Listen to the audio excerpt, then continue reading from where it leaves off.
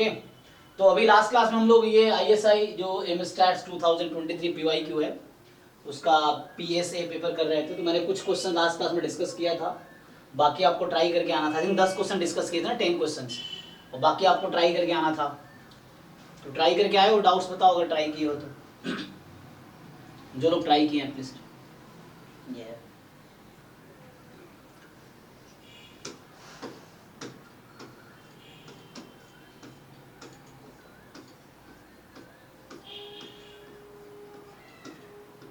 यहाँ तक हमने आई थिंक एक एक क्वेश्चन सॉल्व कर दिया था 10 तक।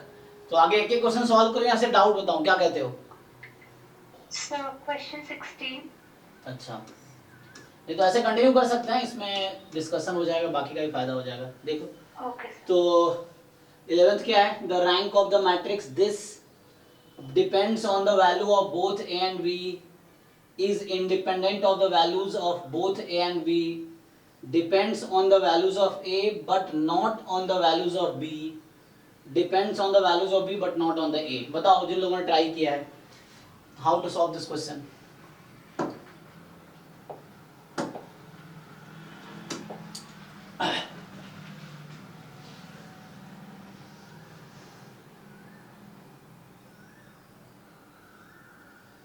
किसी ने ट्राई किया है क्वेश्चन? जिन लोगों ने सॉल्व किया होगा बताओ क्या आंसर होगा इसका? Sir independent of the values of both A and B. जैसे हम लोग क्या करते हैं, जैसे जब मैट्रिक्स का रैंक निकालना होता है, पहले तो मुझे कोई रैंक का डेफिनेशन बताओ। रैंक ऑफ अ मैट्रिक्स का डेफिनेशन बताओ क्या है, कोई भी। Number of independent column of the matrix or rows maybe.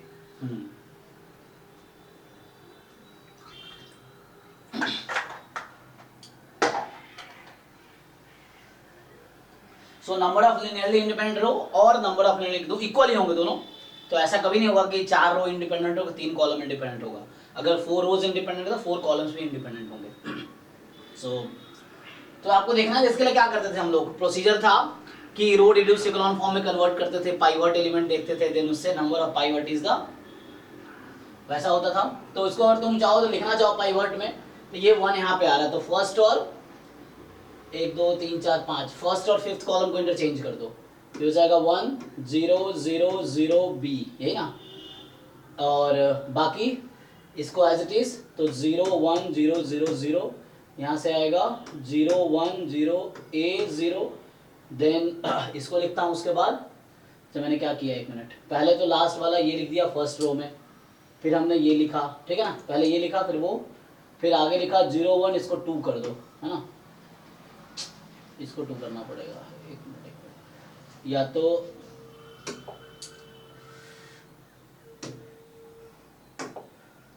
ठीक है ना, मतलब क्या कर रहा हूं मैं, इसको रो रिड्यूस इकोलॉन फॉर्म में लिख रहा हूं, तो वैसे तुम देख के बता सकते हो। तो ये 1 और ये 1 एक्चुअली बाकी को 0 बना देगा, है ना। तो वैसा कर सकते हो। तो अगर वैसे लिखना चाहो तुम तो ऐसा लिख लो, लास्ट रो को पहले लिख लो, तो 1 0 0 0 b, उसके बाद फर्स्ट को लिख देता हूँ 0 1 0 0 0, उसके बाद इसको लिख देता हूँ 0 1 2 0 0, ठीक है। उसके बाद कौन सा रहेगा, इसके बाद इसको लिखता हूँ मैं, सो 0 1 0 a 0, फिर लास्ट क्या रह गया, एक रो रह गया होगा ये वाला 0 0 वाला ना, 0 0 0 3 0। तो इस तरह से ये मैट्रिक्स बनेगी, है ना। तो 5 क्रॉस 5 की मैट्रिक्स हो गई है। अब क्या करते हो तुम लोग, अगर चाहो तो रो रिड्यूस इकोलॉन फॉर्म में कन्वर्ट करना चाहो तो ये 1 क्या कर सकता है, तुम थर्ड रो में सेकेंड रो को माइनस कर दो, फोर्थ रो में सेकेंड रो को माइनस कर दो, तो होगा क्या, जब माइनस करोगे तो ये 0 हो जाएगा, ये 0 हो जाएगा, ठीक है। तो इस तरह से फिर थर्ड रो को क्या करो, चेंज करो 1/2 time third row, elementary operation use करना है, रिड्यूस करना है, तो इसको तुम 1 बना सकते हो। अब आगे देखो ध्यान से, सो अब क्या होगा, b कहां पे है, वहां पे, अच्छा a के बारे में कोई इंफॉर्मेशन नहीं है ना, ये पॉजिटिव है नेगेटिव है 0 है कुछ नहीं है, ठीक है। तो यहां पे अब देखो तुम ठीक से, तो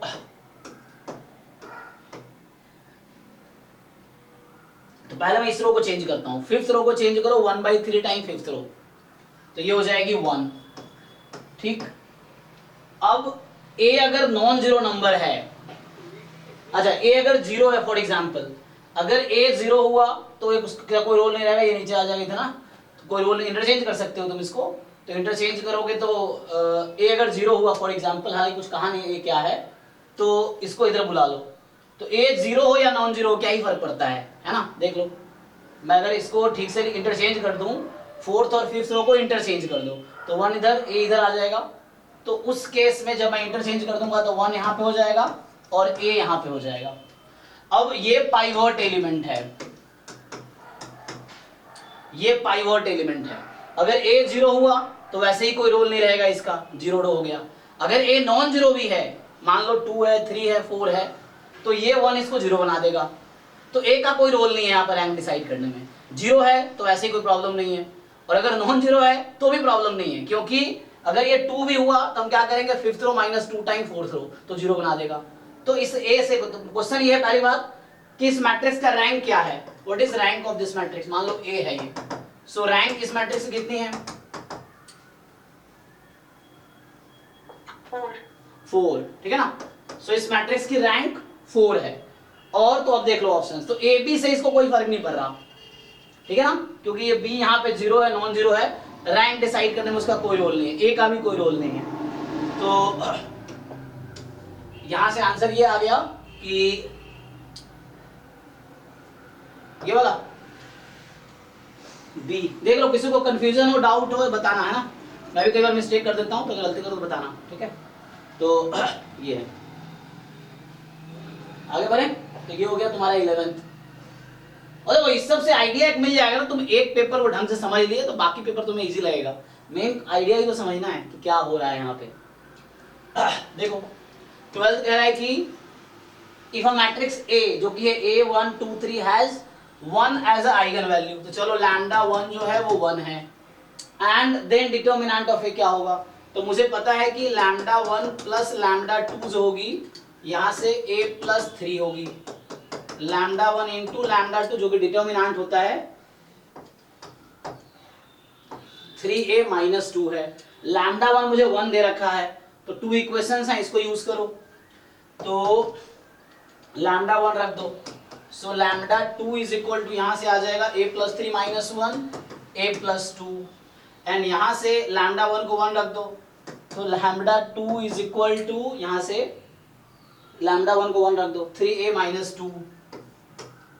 अब देखो तुम यहाँ पे लैम्डा 2 की 2 वैल्यूज आ गई a के टर्म्स में, तो लैम्डा 2 तो सेम ही रहेगा, so a plus 2 is equal to 3a minus 2। बताओ जी इस इक्वेशन से a की वैल्यू क्या आएगी,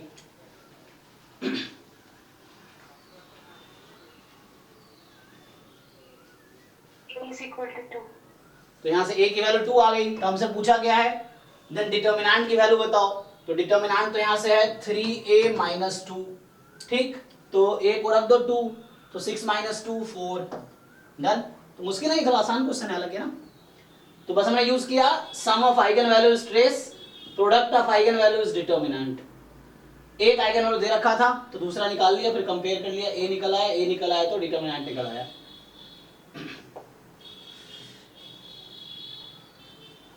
चलो 13 कह रहा है कि स्मॉल a कोई नंबर है जो 500 से कम है, so a is a less than 500 be a positive integer, consider a box containing balls. तो एक बॉक्स को कंसीडर करो जो बॉल कंटेन कर रहा है जिसमें नंबर है a प्लस 1 अप टू 500, और a कोई पॉजिटिव इंटीजर है 500 से कम, ठीक है। तो consider a box containing balls numbered, तो लेबल किया हुआ है a प्लस 1 अप टू 500।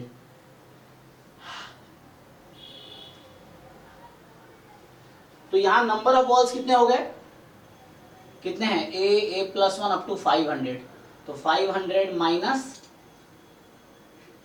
कितना माइनस a प्लस 1 है ना, तो नंबर ऑफ बॉल है 500 माइनस a प्लस 1। हाँ, तो suppose that the ball numbered x is picked with probability, okay, तो बोल रहा है कि so x में जानना मेरे को नंबर क्या है, नंबर ऑन द बॉल, जो x यूज कर रहा हूं, नंबर ऑन द बॉल, तो यहाँ पे हमारे पास है दिस प्रोबेबिलिटी दे रखा है इन्होंने, तो पूछ रहा है कि देयर वैल्यू ऑफ ए। तो क्या आप लोग जानते हो पीएमएफ की प्रॉपर्टी क्या कहता है? पीएमएफ क्या डेफिनेशन है पीएमएफ का? Probability mass function.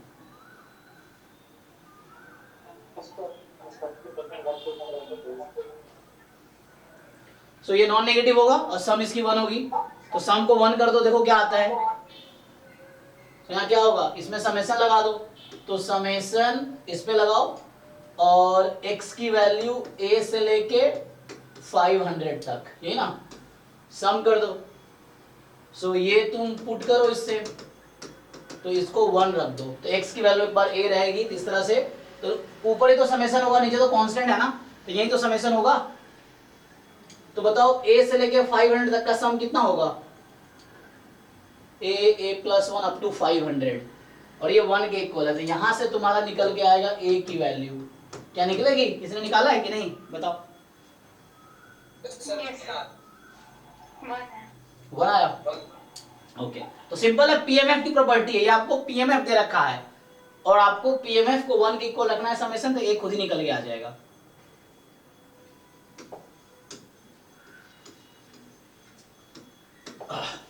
फोर्टीन कह रहा है कि fx आपके पास है ax प्लस बी और fnx इंडक्टिवली, क्या बोल रहा है? fx ये है, डिफाइन fnx इंडक्टिवली, मतलब इंडक्शन, इंडक्शन पता है ना, n के टर्म्स में जब आता है रिकर्सन या इंडक्शन, तो आपको इस तरह से डिफाइन किया गया। f1 को रखा है इसने fx और fn प्लस 1 को रखा है f ऑफ fnx, और आपको बता रखा है कि f7x ये है, तो बताओ a की पावर b क्या होगा? तो पहले तो आपको चाहिए a b की इंडिविजुअल वैल्यूज, देन a की पावर b आ जाएगी। बताओ, ये तो इजी क्वेश्चन है ना? f1 ये है ना, सो f2 क्या होगा? f1x is this one ax plus b, तो f2x बताओ मुझे कोई, यहां से n को 1 रख दो, सो f of f1x, f of fx, f of fx का क्या मतलब है यहाँ पे? सो ax प्लस b में x की जगह fx रख दोगे, सो ax प्लस b, यही हो जाएगा। fx में x के प्लेस पे fx रख दो, तो यहां से कुछ ऐसा आ गया, a square x plus ab plus b, फिर ऐसे f3 निकालो, f4 निकालो, तो f7 तक जाओगे तो इस तरह से इक्वेशन मिल जाएगी, आपको मिल जाएगी ना, एंड देन कंपेयर कर लो, तो उससे आंसर आ जाएगा। जैसे मैं अगर f3 लिख दूं फॉर एग्जांपल, अब f3x लिखूंगा मैं, तो f3x में क्या होगा? f of f2x, so fx में x के प्लेस पे f2x रखना है, fx में x के प्लेस पे f2x रखना है, तो यहाँ a टाइम वो वाली पूरी क्वांटिटी आ जाएगी, ये f2x हो गया प्लस b, सिंप्लीफाई कर दो, a cube x plus a square b plus, so a cube x plus a square b plus ab and plus b। यहां से तुम पैटर्न भी नोटिस कर सकते हो, अगर जिन लोगों को आइडिया मिल रहा है, you can notice a pattern, directly f7 लिख सकते हो, तो f2 तुम्हारा ये है, f3 तुम्हारा ये है, इसको नोटिस करो और बताओ डायरेक्टली मुझे f7 क्या आएगा पैटर्न को नोटिस करने के बाद? a7x प्लस a की पावर 7x, हाँ, a6b, a6b, फिर ऐसे ही a5b, ये चलता रहेगा, लास्ट में ab और प्लस फिर b आ जाएगा। अब इसको कंपेयर करो इसके साथ, सो इसके साथ आप कंपेयर करो इसको, सो a की पावर 7 जो है वो किसके इक्वल आ गई? 128, a की वैल्यू कितनी? 2 आ गई, और a जब 2 आ गई तो अब ये जो क्वांटिटी है इसको इक्वेट करो 381 के इक्वल, तो b आ जाएगी यहां से, क्योंकि a तो आ चुकी है ना, तो b आ जाएगी, तो यहां से b निकाल लो, सो इस क्वांटिटी को 381 के इक्वल रखो, a पता चल गया है तो b आ जाएगी, a भी आ गई, तो यहां पुट कर लो। बताओ जिन लोगों ने सॉल्व किया है क्या आंसर आया? A. ये d, Yes. ओके, तो यहां से आ जाएगा। सो 15 कह रहा है कि n जो है, देखो ध्यान से, ए कितनी बार हो गया, 9 टाइम, फिर BCD, okay, be a 12 डिजिटेड number divisible by 45। तो ये एक नंबर है, मतलब ABCD कोई डिजिट्स होंगे 0 to 9 के बीच का, तो 12 डिजिट नंबर है जो 45 से डिविजिबल है। तो 45 होता 9 5 है ना। ABCD are not necessarily distinct, और जरूरी नहीं कि ABCD चारों डिस्टिंक्ट हो, इक्वल भी हो सकता है कुछ भी। तो पूछ रहा है कि आपसे क्या पूछ रहा है, ये A नॉन जीरो, इसकी गारंटी है। तो how many such numbers are there, कितने नंबर होंगे इस तरह के। सो 45 का मतलब है 9 into 5, तो कोई नंबर 45 से डिविजिबल होगा, इसका क्या मतलब है।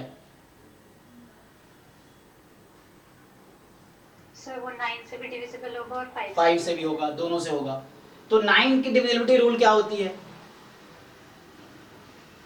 कोई नंबर, जो भी हाँ, डिजिट्स हैं उसका सम 9 आता है। 9 नहीं, 9 के मल्टीपल आते हैं। 9 के मल्टीपल, हाँ, तो यहां से कहने का मतलब ये, इन सबको ऐड करो इंडिविजुअली। तो कितने टाइम, 9 टाइम A है plus B plus C plus D, ये 9 टाइम कोई M1 है, M1 मतलब मल्टीपल है, कोई इंटीजर है, तो यहाँ पे M1 मतलब कोई इंटीजर होगा। ऐसे ही अब ये नंबर 5 से भी डिविजिबल है, तो 5 की डिविजिबिलिटी क्या होती है, रूल लास्ट नंबर 0 या 5 होगा। 0 या 5 होगा। तो D या तो 0 है या 5 है ना, ये मतलब है। तो यहां से D is 0 और 5 कोई एक है, तो 0 हो सकता है या 5 हो सकता है, दोनों पॉसिबिलिटी है। फाइन। तो क्वेश्चन आपसे ये पूछ रहा है कि how many such numbers are there, so ऐसे कितने नंबर्स हैं। तो एक बार D को 0 रख दो और एक बार 5 रख दो, देन डिसाइड करना पड़ेगा, नहीं।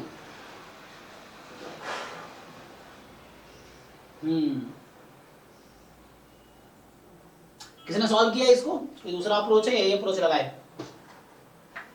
सर ये लगा है सर। अच्छा, आंसर आ गया इससे, ओके। Yes sir.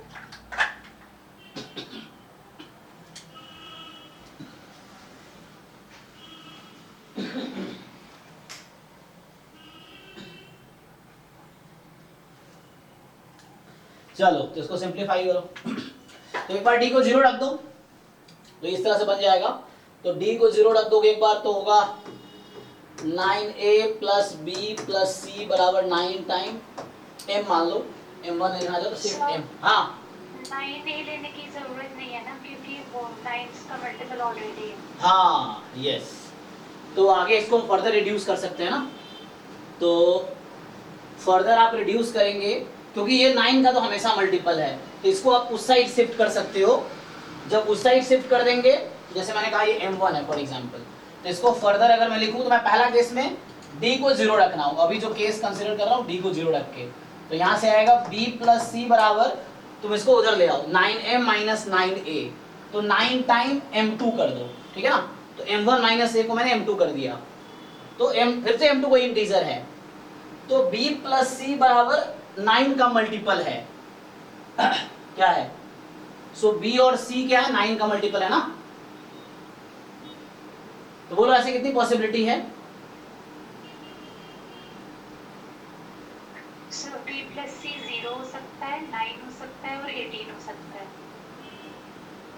0 9 18, क्योंकि 9 का मल्टीपल है ना ये, तो ये क्या क्या हो सकता है, 0 9 18, और यहाँ चूंकि ये डिजिट्स है BC की वैल्यू 0 to 9 हो सकती है, तो 9 9 18 हो सकता है बस। हाँ, तो अब तुम्हें काउंट करना होगा, नहीं।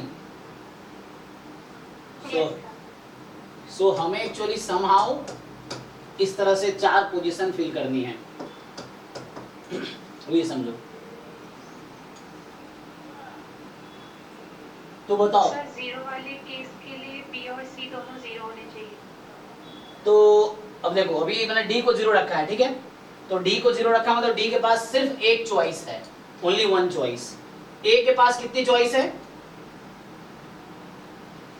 मैं इसके लिए काम कर रहा हूँ D विदाउट 0 के लिए।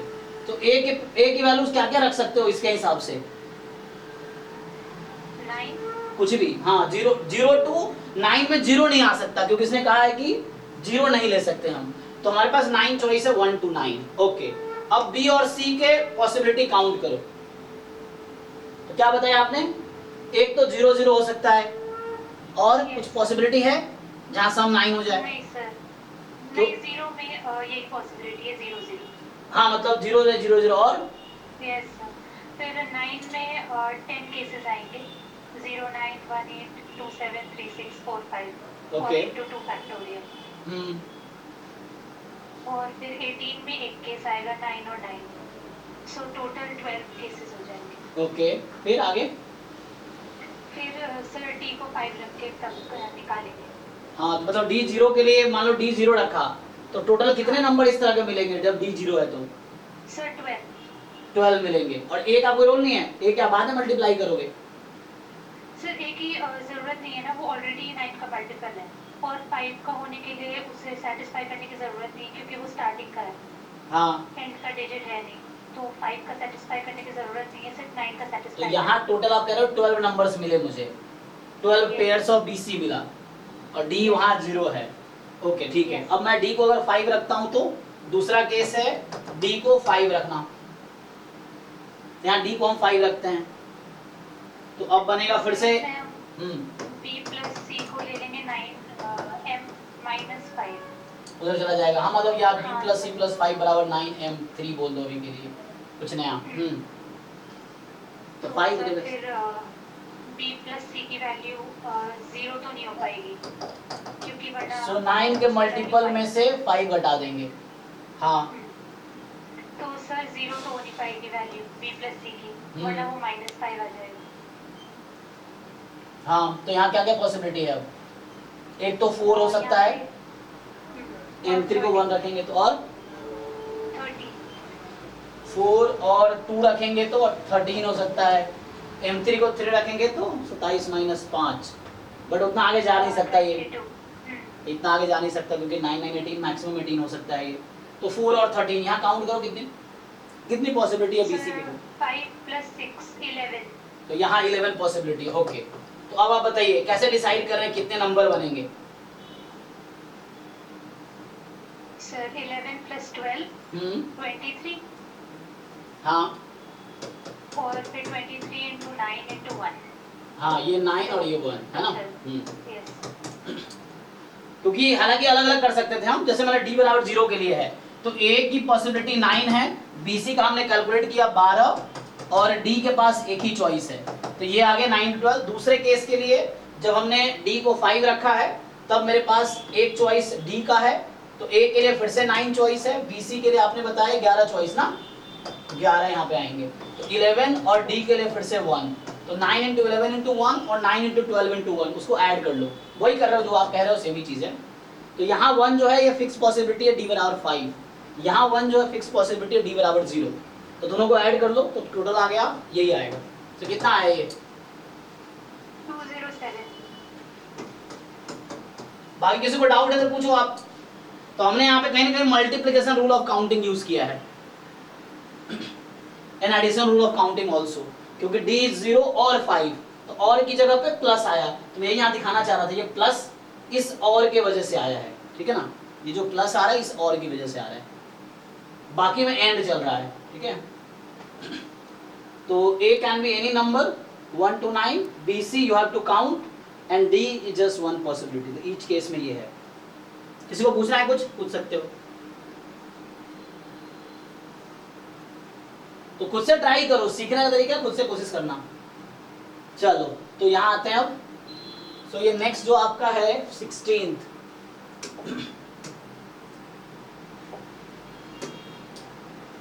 क्या कह रहा है कि A B C be the sides of a triangle, ABC क्या है? साइड्स है ट्रायंगल का इस तरीके से कि सी स्क्वायर बराबर a square plus B square minus a b. Okay, तो कोई ट्रायंगल, कोई राइट एंगल ट्रायंगल है, कोई भी ट्रायंगल हो सकता है हाँ। तो A B c sides length है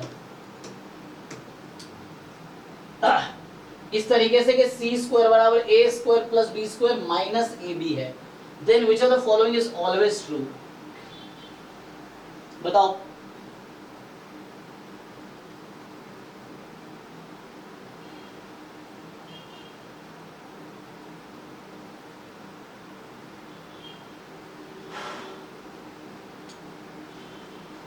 तो एबीसी राइट एंगल ट्रायंगल तो नहीं होगा ना, क्योंकि वो होता था सी स्क्वायर बराबर a square plus B square होता, बट माइनस ए भी तो राइट एंगल ट्रायंगल तो नहीं है ये।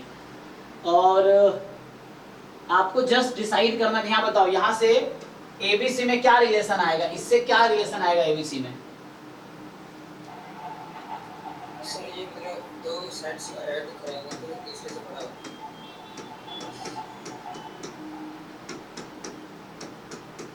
ठीक, इनफैक्ट बड़ा ही हो, इक्वल हो सकता है, ऐसा है कि दो साइड का सम तीसरे के इक्वल होगा? नो सर, इक्वल नहीं सर, पर ग्रेटर देन। ग्रेटर ही होना पड़ेगा, नहीं इक्वल भी नहीं हो सकता, strictly more than. a plus b strictly more than c, b plus c strictly more than a, c plus a strictly more than b। ये कंडीशन है आपके पास, और यहाँ आपके पास ये कंडीशन है। अब इसको अगर हम कोशिश करें तो यहाँ से मैं c स्क्वायर को लिख सकता हूँ a plus B whole square, फिर मुझे क्या करना पड़ेगा, या a minus B whole square करो, ये कर सकते हो। अगर a प्लस बी करोगे तो आगे आप सो माइनस 3ab करना पड़ेगा इसके लिए, है ना। और अगर मैं a minus B whole square करता हूं तो बोलो प्लस ए बी करना पड़ेगा, चेक कर लो। तो इस तरह से c square is a plus B whole square minus 3ab होगा, या a minus B whole square plus a b कर सकते हैं।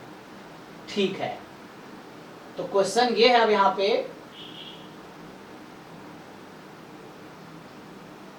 ए बी साइड लेंथ है, नेगेटिव तो हो नहीं सकता, ठीक है। तो ऑप्शन से एक बार देख लो क्या कहना चाह रहा है, a less than equal to c है and b less than equal to c, and है तो a plus b less than equal to c, तो यहाँ पे सी ए बी के बीच में है या सी बी ए के बीच में होगा, ओके।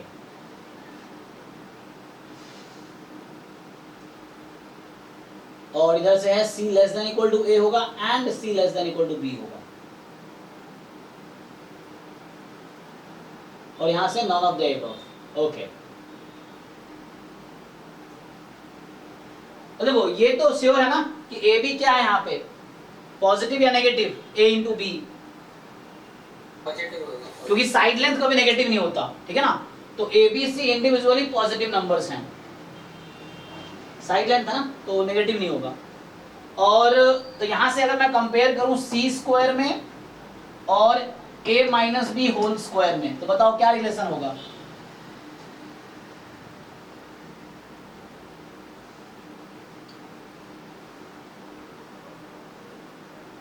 क्या है इस बीच में क्या इक्वलिटी आएगी?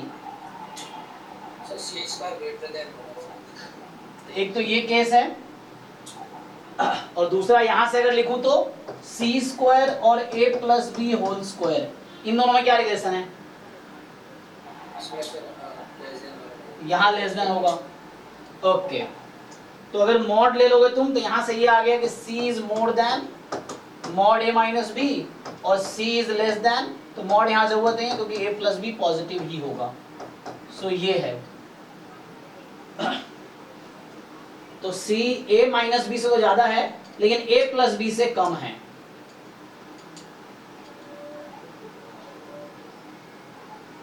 तो अगर मान लो विदाउट लॉस ऑफ जनरलिटी अगर मैं ये मान के चलूं कि suppose a is more than b for example, तो उस केस में c is more than a minus B and c is less than a plus B. तो यहां से मिला c more than a minus B, c less than a plus B, ये है मतलब a मोर देन b माना है इसलिए। तो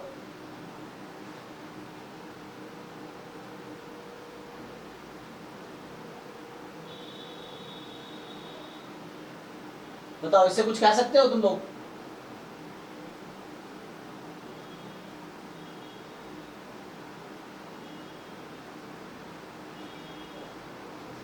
अब बताओ a माइनस बी में और a में क्या रिलेशन है? ठीक से देखो इसको, मैंने लिखा है यहाँ पे कि c जो है more than a minus b है, less than a plus b है, ठीक।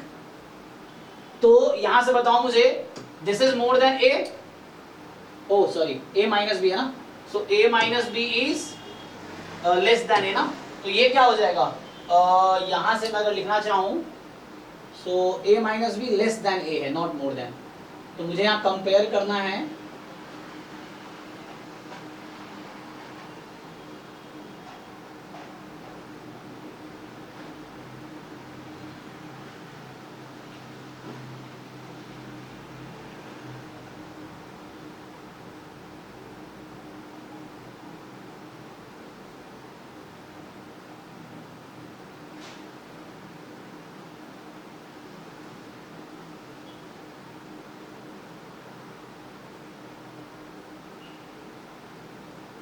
किसी ने चैट में लिखा है किसी ने, हाँ चैट में लिखा है किसी ने। क्या लिखा है?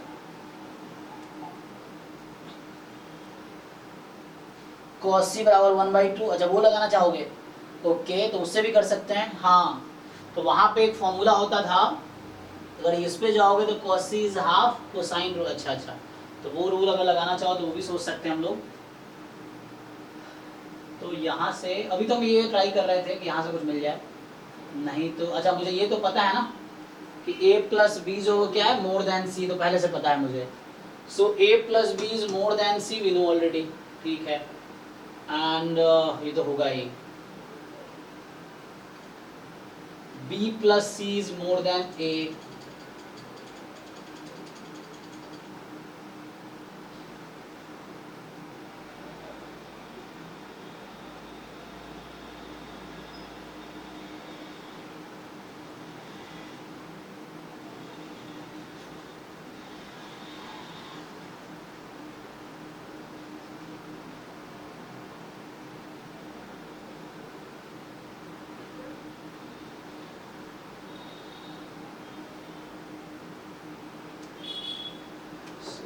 a plus C more than B, अगर इन दोनों को ऐड करें तो क्या मिलेगा हमें?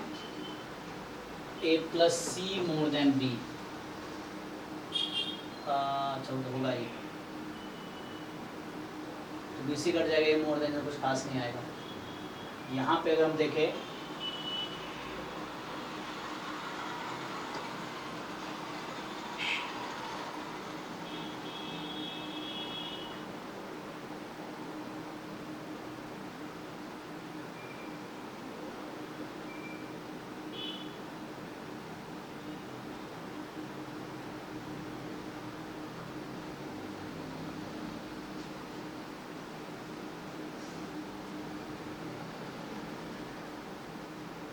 ठीक है, इसको दूसरे अप्रोच से ट्राई करता हूँ। तो सेकंड जो वो सजेस्ट कर रहा है उससे अगर ट्राई करें हम तो क्या आएगा?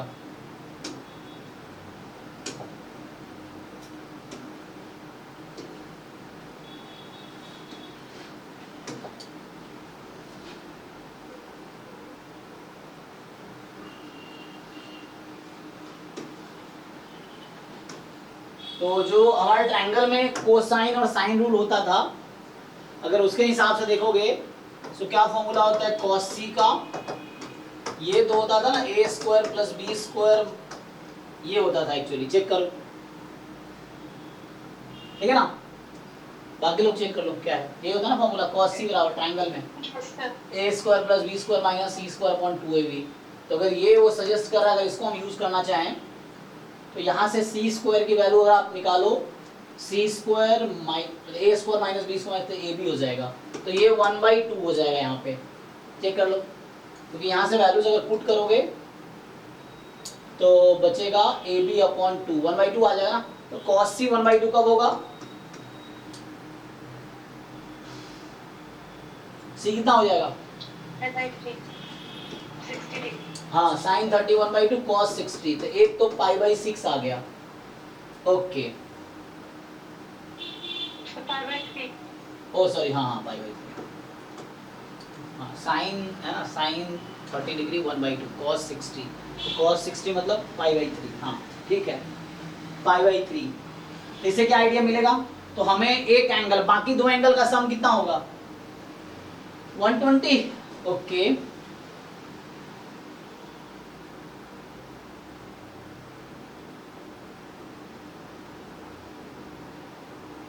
So what can you say about? तो ये एक रूल होता है कि एंगल जो ज्यादा है ना, मान लो ये ए बी सी है और ये तुम्हारा 60 डिग्री है, तो इन दोनों का सम कितना होगा? 120 होगा। तो अगर एक केस हो सकता है कि तीनों एंगल इक्वल हो जाए, तो तीनों साइड इक्वल हो जाएगा। अच्छा,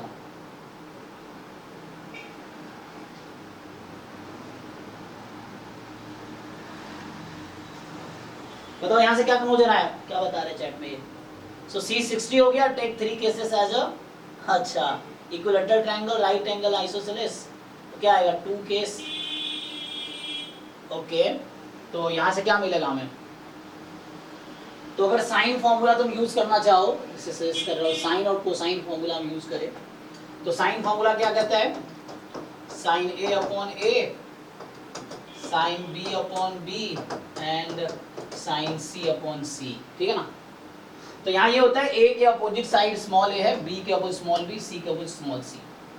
सो now if you use this, तो आपको सी पता चल गया है। तो साइन 60 यहाँ से क्या आ जाएगा, देख लीजिए।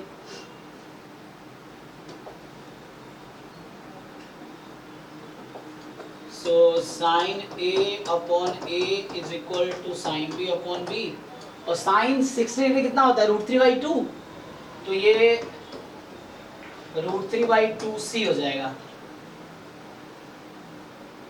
सो व्हाट कैन यू से? अब ये कह रहा है कि इक्विलेटरल ट्रायंगल मान लो, तो इक्विलेटरल मानोगे तो इक्वल हो जाएंगे ना तीनों, तो इक्वल हो जाएंगे तो तीनों इक्वल हो जाएगा, तो इक्वालिटी का केसेस हैं, तो वो तो अलाउड है। अगर राइट एंगल ट्रायंगल तुम अज्यूम नहीं कर सकते ना, राइट एंगल ट्रायंगल हो सकता है यहाँ पे c² बराबर a² प्लस b² होना चाहिए था ना उसके लिए, अगर c लार्जेस्ट साइड होगी तब। देखो भाई, तुमको समझ आ रहा है? बताओ आगे क्या करें। यहाँ तुम्हें कंपेयर करना है। हाँ,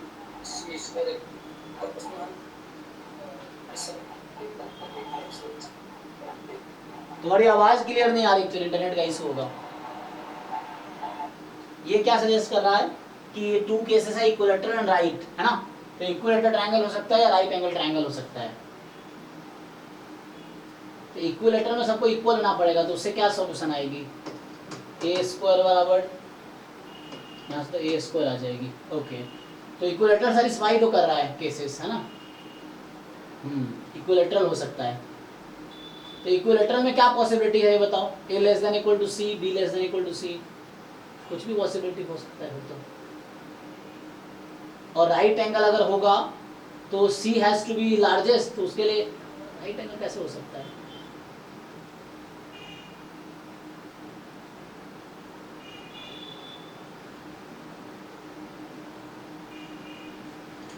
चलो, अगर तुमने कहा कि ठीक है, अगर एक 60 डिग्री आ गया, अगर ये राइट एंगल है तो इसको क्या होना पड़ेगा?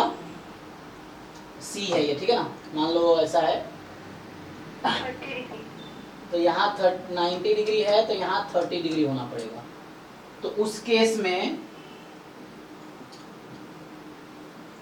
तो मान लो ये A है, ये B है फॉर एग्जाम्पल। सो यहाँ A, ये C, ये B। सो B लार्जर हो जाएगा C से, एंड एंगल B और एंगल A में क्या रिलेशन है? C और B में क्या रिलेशन है? तो B मोर देन C है और A लेस देन C हो जाएगा। तो यहाँ से कुछ कंक्लूजन नहीं आएगा, तो यहाँ से कोई कंक्लूजन नहीं आएगा, क्योंकि C एंगल ज़्यादा है B से। C एंगल, एक मिनट यहाँ गलत हुआ है, C angle is less then ना, तो ठीक है ना, C less then B, yes, and A angle is less then C angle.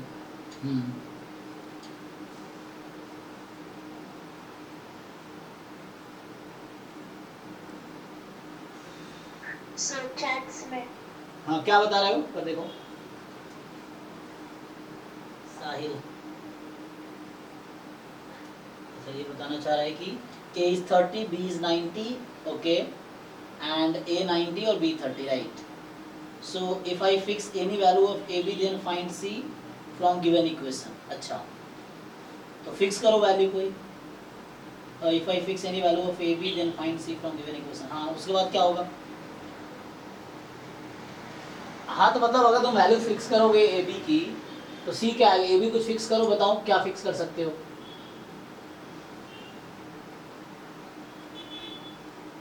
अगर ए बी इक्वल हो गए तो सी उसी के इक्वल आ जाएगा, तो एक तो इक्वलिटी वाला केस है। तीसरा है कि अगर मैं अलग अलग लूं,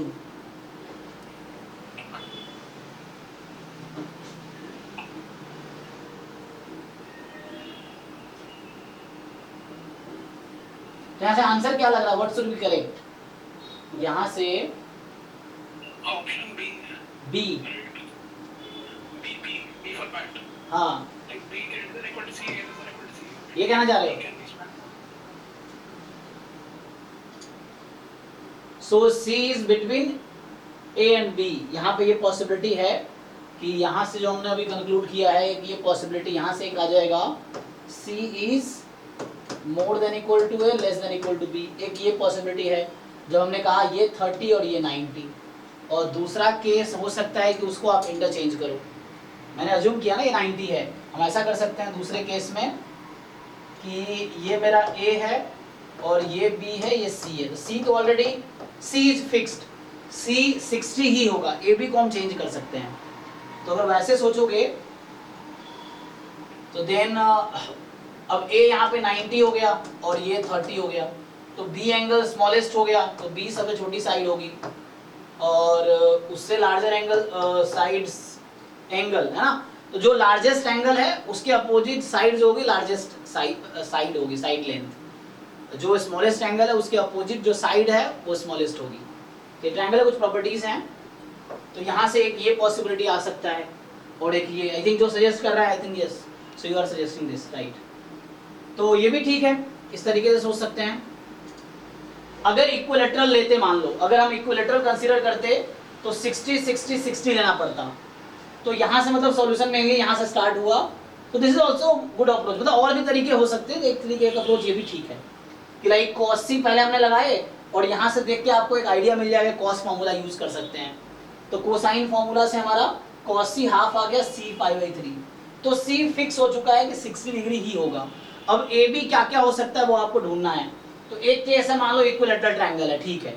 तो एक केस है मान लो कि इक्विलेटरल ट्रायंगल है, तो 60 60 60 हो जाएगा। तो तीनों एंगल इक्वल है, तीनों साइड इक्वल हो जाएगी। तो उस केस में a is equal to b is equal to c हो जाएगा। दूसरी केस ये है कि हम माने राइट एंगल ट्रायंगल है, तो अज्यूम करेंगे, अच्छा इससे ऑप्शन डिस्कार्ड कर सकते हो एक्चुअली, ये है ना। तो उससे हम डिस्कार्ड कर पाएंगे। तो अगर हमने माना कि चलो ये राइट एंगल ट्रायंगल है तो 60 सी तो फिक्स है। अब ए को 30 और बी को हमने 90 मान लिया, तो बी इज लार्जेस्ट एंगल, तो अपोजिट साइड जो होगी small B that will the largest side. तो ये वाला केस आ जाएगा। A is the smallest angle, तो A is the smallest side, तो ये केस आ जाएगा C between A and B. दूसरा केस है कि नहीं तुम ए बी इंटरचेंज कर दो कि ये तुम्हारा ए है 90 डिग्री और बी है 30 डिग्री। तो अभी लार्जेस्ट एंगल ए है तो लार्जेस्ट साइड ए होगी, स्मॉलेस्ट एंगल बी है तो स्मॉलेस्ट साइड बी होगी। ये 60 है, सी बीच में है तो ये बीच में होगी। सो दिस इज द पॉसिबिलिटी और दिस इज, तो इससे बाकी ऑप्शन आउट हो गया। तो ये समझ लो this is our one example. जैसे हम एग्जांपल अक्सर लेते हैं ना ऑप्शन को डिस्कार्ड करने के लिए।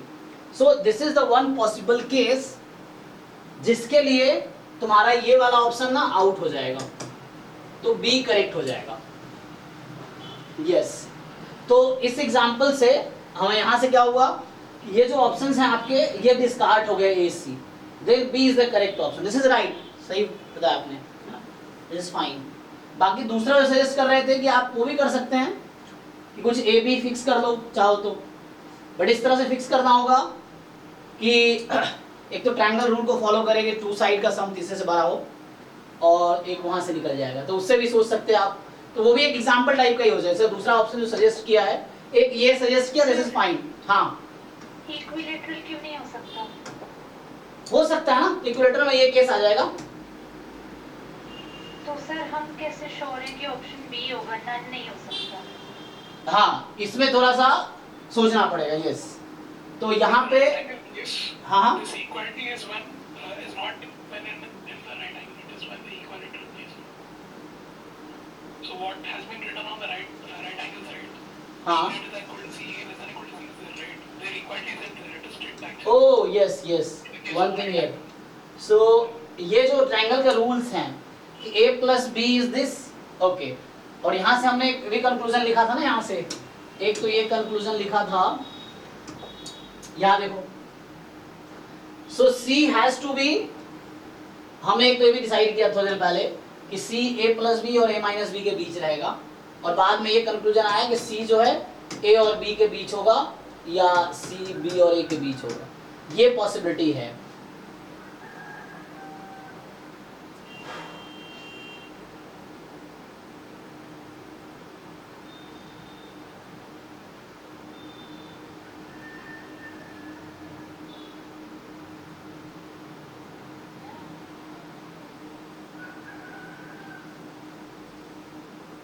तो इक्विलेटरल हो तो सकता है क्या, इक्विलेटर में ये भी सेटिस्फाई होगा ना, इक्विलेटर में ये भी ओके है, ये भी ओके है अगर मैं तीनों को इक्वल कर, तो इक्विलेटरल में तो इट्स फाइन. बट डी क्या, नन ऑफ द अबव. तो आप सोच रहे हैं कि डी क्यों नहीं, नन ऑफ द अबव क्यों नहीं होगा, तो मुझे लगता है कि जो हमने कंसीडर किए हैं एक suitable case, so that satisfy this, यहाँ पे ये लगाएंगे. नन ऑफ द अबव तब होता जब हमें कुछ नहीं मिलता, तो I think this is the case. तो इसलिए नन ऑफ द अबव हमने कंसीडर ही नहीं किया मैंने, तो ऐसे. और बाकी केस क्या हो सकता है, आपकी सोचना पड़ेगा आपको कि what are the other cases. हाँ,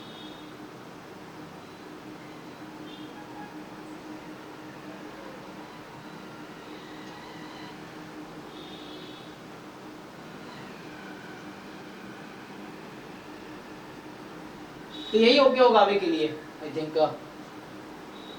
सो लास्ट में क्या कहना चाह रहे थे तारक आप? आइसोसेलेस का केस, आइसोसेलेस का केस आप देखो, आइसोसेलेस भी सोच सकते हो आप कि दो side equal. 60. The other two has to be some is 120, right? So it will become equilateral. हाँ, एक एंगल 60 है तो बाकी दो का सम कितना है 120. और आप कह रहे हो आइसोसेलेस बनाना है, तो आइसोसेलेस बनाओगे तो क्या करोगे, बाकी दो को इक्वल करोगे तो इक्विलेटरल ही बन जाएगा. हाँ, अगर आप आइसोसेलेस बनाओगे तो क्या होगा, देखो सोचो.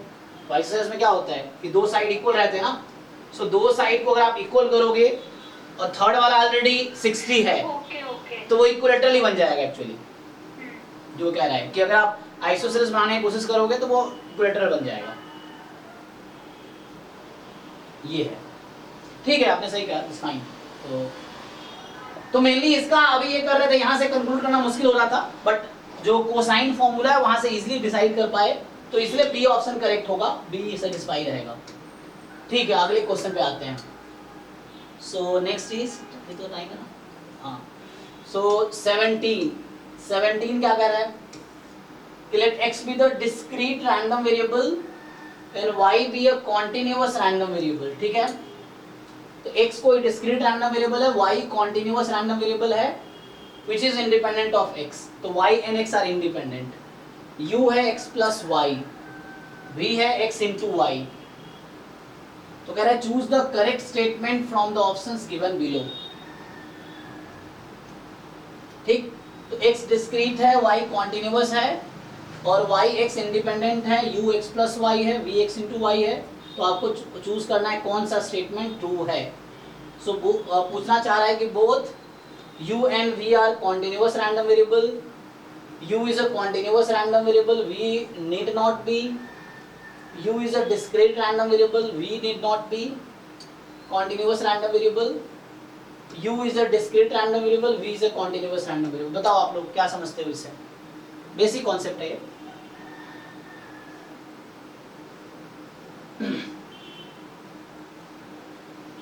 बोलो भाई, किसी ने ट्राई किया इसको?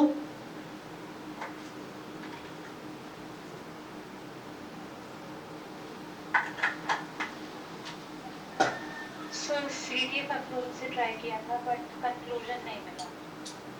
इसने कहा x डिस्क्रीट है. So what if I take, मैं एग्जांपल लेता हूं. तो यहाँ पे मैंने क्या बोला, x इज व्हाट, क्या डिस्ट्रीब्यूशन होगा x का? x is a degenerate random variable at 0. Okay, तो x के सपोर्ट में सिर्फ 0 है, x डिस्क्रीट है. अच्छा, तो उस केस में क्या लगता है आपको, u किसके इक्वल आ गया, v किसके इक्वल आ गया? आप डिस्क्रीट और कॉन्टिन्यूअस का डेफिनेशन सब लोग जानते हैं। So what is definition of discrete random variable, कोई बताओ? Anyone? Definition of discrete random variable का सपोर्ट जो है वो मतलब काउंटेबल सेट होगा, यस। काउंटेबल सो उसका सपोर्ट काउंटेबल सेट होगा, तो सपोर्ट कभी इंटरवल नहीं हो सकता डिस्क्रीट में। अच्छा, y एक कॉन्टिन्यूअस रैंडम वेरिएबल है, सो कॉन्टिन्यूअस रैंडम वेरिएबल का डेफिनेशन क्या है? इसका सपोर्ट अनकाउंटेबल सेट होता है। हाँ, प्रोबेबिलिटी ईच पॉइंट पे 0 रहता है, मतलब किसी पर्टिकुलर पॉइंट पे प्रोबेबिलिटी 0 होगी, क्योंकि सब मिक्स का भी सपोर्ट एक्चुअली अनकाउंटेबल होता है। तो यहाँ है कि प्रोबेबिलिटी कंटीन्यूअस का जो डेफिनेशन है कि y is a continuous because this is 0 for all y belongs to R। ये डेफिनेशन है कंटीन्यूअस रैंडम वेरिएबल का, अकेला काफी है इतना कि y is a continuous random variable if and only if probability capital Y is equal to small y 0 for all y belongs to R। तो किसी पॉइंट पे मास नहीं होगा। अभी मैं इसके लिए सोचता हूं, तो u यहाँ किसके इक्वल आ गया? इस केस में u किसके इक्वल है? इस केस में अरे नहीं, समझे नहीं तुम। x का सपोर्ट क्या है? What is support of x? Just 0। तो x की देखी वैल्यू में 0, तो u किसके इक्वल आएगा? इसको कांस्टेंट रैंडम वेरिएबल बोलते हैं ना, discrete degenerate. So u is equal to y and v is equal to 0। अब देखो इससे कौन कौन सा ऑप्शन आउट हो गया? मैं एग्जांपल लिया हूं ना, तो डिस्कार्ड करूंगा ऑप्शंस को। तो ये एक एग्जांपल लिया मैंने कि x डिजेनरेट है, तो उससे v क्या हो गया? पहला वाला होगा v डिजेनरेट हो गया ना v, तो क्योंकि v का सपोर्ट 0 हमेशा, तो मतलब यहां भी यही हो गया कि प्रोबेबिलिटी v बराबर 0 1 ही आएगा, क्योंकि नॉन जीरो इसका सपोर्ट में एक ही पॉइंट है, तो डिजेनरेट रैंडम वेरिएबल हो गया। तो अब समझो कहां इसने कहा है दोनों कॉन्टिन्यूअस है, गलत कह रहा है, v तो कॉन्टिन्यूअस नहीं है। u continuous v need not B, ये ट्रू हो सकता है। u डिस्क्रीट है, v need not be continuous, ये भी हो सकता है। u डिस्क्रीट तो नहीं, यहाँ पे u क्या है? डिस्क्रीट है कॉन्टिन्यूअस? कॉन्टिन्यूअस है, तो ये आउट हो गया। u is discrete random variable, v is a continuous, v continuous कह रहा है, ये आउट हो गया। तो ओनली दिस इज ट्रू, हो गया बस। सर अगर एग्जांपल से ना कर हाँ, तो फिर एग्जाम में टाइम किल होगा आपका, और कुछ नहीं। क्योंकि प्रूफ एग्जाम में प्रूफ करना is a very difficult task. अब इसको आप प्रूफ करना चाहोगे, ये वही चेक करना चाह रहा है आपसे कॉन्सेप्ट। तो इसने सजेस्ट किया x डिस्क्रीट है, मैंने डिस्क्रीट मान लिया, डिजेनरेट है। अब u मेरा y के इक्वल है, y कॉन्टिन्यूअस था तो u भी कॉन्टिन्यूअस है। u 0 है तो x डिजेनरेट था, y डिजेनरेट आ गया, तो डिजेनरेट आ गया तो v डिस्क्रीट हो गया। तो अब इससे क्या इजीली हमने क्वेश्चन सॉल्व कर दिया, आंसर टिक कर दिए। प्रूफ इनफैक्ट ये प्रूफ भी वर्क करेगा, जैसे ये सब्जेक्टिव में भी इसका आंसर लिखा जा सकता है। ये सब्जेक्टिव की बात कर, तो सब्जेक्टिव में ये भी लिखा जा सकता है अगर ऑप्शंस दिया हो। ऑप्शंस नहीं दिया और प्रूव दैट रहेगा, then you have to prove actually. तो यहाँ प्रूव दैट नहीं है ना, जैसे बोला b need not be continuous, तो ये एग्जांपल है, यस, क्योंकि यहाँ आपको प्रूव ही करना नीड नॉट बी, तो एक एग्जांपल दे दो कि नीड नॉट बी, हो गया। अब u इज अ कॉन्टिन्यूअस, तो अब इसको प्रूव करो। तो सिंपल लॉजिक ये है कि y का सपोर्ट क्या है? काउंटेबल सेट या अनकाउंटेबल सेट? अनकाउंटेबल। और x का सपोर्ट क्या है? Countable set. पॉसिबल सम निकालोगे तो क्या आएगा? काउंटेबल या अनकाउंटेबल? Uncountable set. तो वो ऑब्वियसली कॉन्टिन्यूअस सेट होगा, डिस्क्रीट तो नहीं हो सकता u। और सर v में? हाँ, v में देखो, अब v प्रोडक्ट है, तो अब x का सपोर्ट डिस्क्रीट है, मतलब काउंटेबल सेट है, y का सपोर्ट अनकाउंटेबल सेट है। अब प्रोडक्ट के बारे में सोचना है, तो यही एग्जांपल दे दिया मैंने तुम्हें कि जो x का सपोर्ट है वो सिंगलटन 0 है, और y का सपोर्ट मान लो रियल नंबर है, एग्जांपल के लिए कि y मान लो यूनिफॉर्म 0 1 टाइप का है, या कोई ऐसा रैंडम वेरिएबल स्टैंडर्ड नॉर्मल है, मान लो y। तो तुम जब प्रोडक्ट करोगे तो v का सपोर्ट क्या आ जाएगा? 0। तो क्या हो गया वो? डिस्क्रीट, तो कॉन्टिन्यूअस तो नहीं होगा। Okay sir. बट कॉन्टिन्यूअस हो भी सकता है, मैं अभी बस ये दिखा रहा हूँ। हाँ, यस सर, मैं समझ गई। मैं ये दिखा रहा हूँ कि नीड नॉट बी कॉन्टिन्यूअस, इसके लिए कॉन्टिन्यूअस भी हो सकता है। तुम अगर ऐसा एग्जांपल लो, फॉर एग्जांपल मैं डिजेनरेट एट 1 लिया होता, अगर मैं x को रुको x को अगर मैं ये लिया होता x इज डिजेनरेट एट 1, तो बताओ अब u किसके इक्वल है, अब v किसके इक्वल है? सो u is 1 plus y, v is y actually. तो यहाँ u भी कॉन्टिन्यूअस है, v भी कॉन्टिन्यूअस है, यस। इस तरह से। तो मुझे ऑप्शन को डिस्कार्ड करना है, इसलिए हमने ऐसा किया। चलो, सो ये कह रहा है कि 18 suppose that the sample mean and the sample standard deviation for a set of n observations x1 x2 xn are m, तो mean is m, standard deviation is small s, sample standard deviation, sample variance है ना square।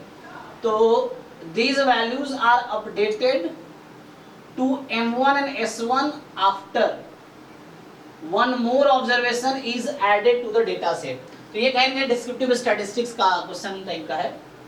एक data point add कर दिया इन्होंने data set में, तो नया मीन आ गया m1 और नया standard deviation, sample standard deviation s1 आ गया। तो क्वेश्चन ये पूछना चाहिए, थ्योरम है डायरेक्ट, है ना। तो ये पूछ रहा है based on the above information.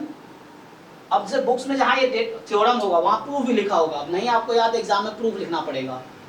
So choose the correct statement from the options given below। बताओ क्या होगा। तो इसके लिए एग्जांपल बना सकते हो, अगर आपको ऐसे प्रॉब्लम हो रहा हो, you just take one example and discard the options। हालांकि ये थ्योरम है, क्या होगा? मीन तो अपडेट की 10 दिन होगा, ये कह रहे हो कि मीन लेस हो जाएगा, ये कह रहे हो? हां ओके, और ये स्टैंडर्ड डेविएशन में कंफ्यूज।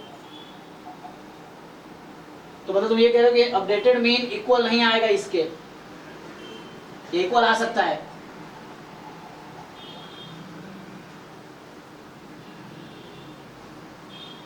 जैसे एग्जांपल के लिए मैं तुम्हें सिंपली बता दूं, मान लो 1 2 3 4 है, तो इसका मीन निकालोगे तो कितना आ जाएगा?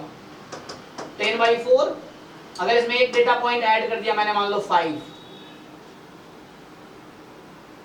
इसने कुछ कहा नहीं ना कि क्या होना चाहिए, नंबर्स में क्या रिलेशंस हैं। तो अब मीन कितना, अब मीन कितना आ जाएगा? 15/5, 3 आ गया। तो ये 2.5 था। अब बताओ तुम जो कह रहे थे तो गलत हो गया ना।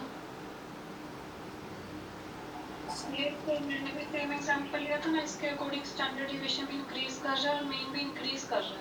अगर हमने ये सोचा, अच्छा अगर मैं यहाँ पे 0 ले लिया होता, एग्जांपल के लिए सोचो, अगर मैं 0 ले लिया होता इंस्टेड, तो फिर ये हो जाता 10/5 जो कि 2 आ जाता। तो अगर डेटा मैं कम लेता हूं, अगर मान लो यहाँ 0 ले लूं पड़ गया, या 1 ले लूं मैं फिर से, तो यहाँ देखना पड़ेगा these values are updated to m1 after one more observation is added to the data set। तो है ना, तो मेरी चॉइस है ना, मैं ये xn+1 क्या लेता हूँ। तो अगर 5 लिया मैंने, जो गिवन डेटा सेट पॉइंट्स है उससे लार्जर ले लिया मैंने, तो बढ़ जाएगी मीन। और अगर मैं छोटा लेता हूँ तो मीन घट जा रही है ना, चेक करो।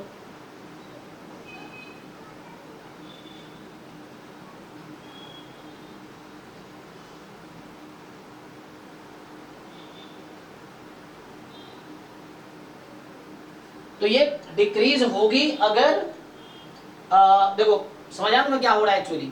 यहाँ जैसे मैं 0 या 1 या 2 ले लूँ या 3 ले लूँ, इवन 4 ले लूँ, तो वहां तक आई थिंक 4 देने तो क्या होगा, 5 है ना। It will be equal, right? Because 10/4 equal to say 10 plus x/5. X is 50 minus 40/4. So 10/4.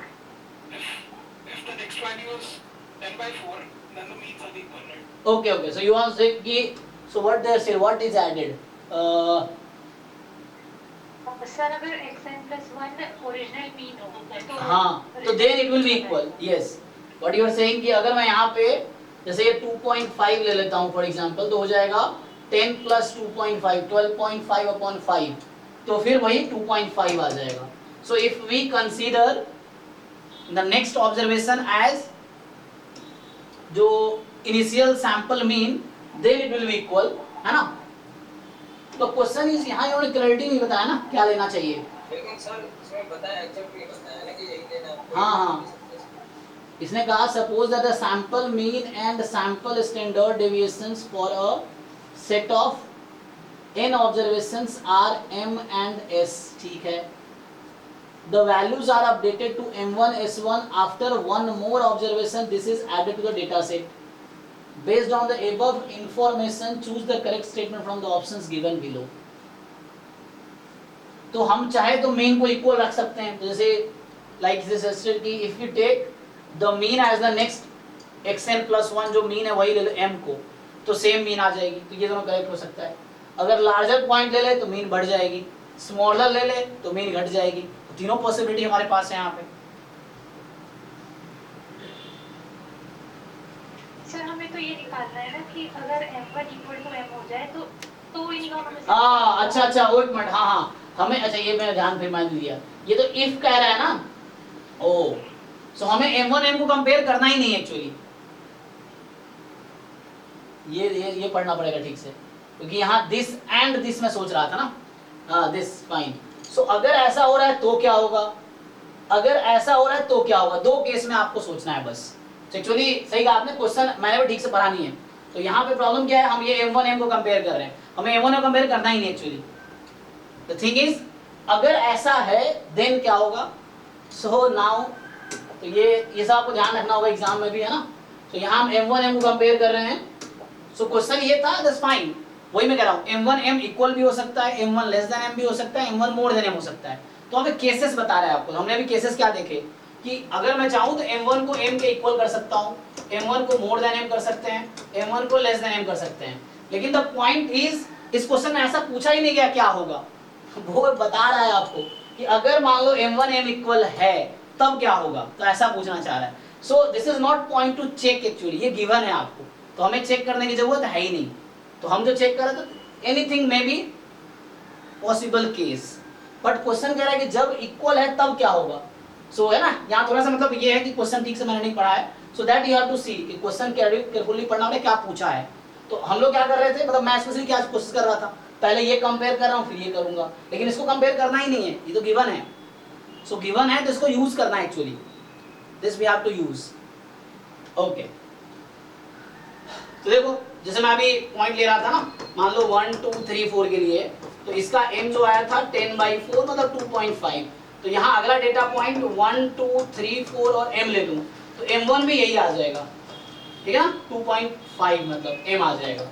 तो अगर इस केस में आप सोचो तो नाउ द क्वेश्चन इज, इसका स्टैंडर्ड डेविएशन निकालो और इसका निकालो, कंपेयर करो। तो 1 2 3 4 के लिए s क्या आएगा मुझे ये बताओ, और 1 2 3 4 और यहाँ है 2.5, इसका s1 क्या आएगा ये बताओ, इससे काम हो जाएगा। फॉर्मूला पता है ना, how to find standard deviation from data. Sir वो सिंपल वो ले लीजिए, डेटा तक वो आसानी रहेगा, तो काम करना आसान लेना है, चलो 1 1 1 1 ले लिया मान लो, चलो तो इसका मीन कितना आ जाएगा 1, और अगला 1 1 1 1 1 ले लो, चलो इसका चेक करो क्या आएगा। तो इसका मीन निकालोगे 4/4 1 आ जाएगी, और इसका मीन निकालोगे 5/5 1 आ जाएगी, तो ये आसान ले लिया। चलो इसका s और s1 बताओ क्या आएगा। तो इस वाले एग्जांपल में m is 1 and m1 is also 1, ठीक है ना, ये है।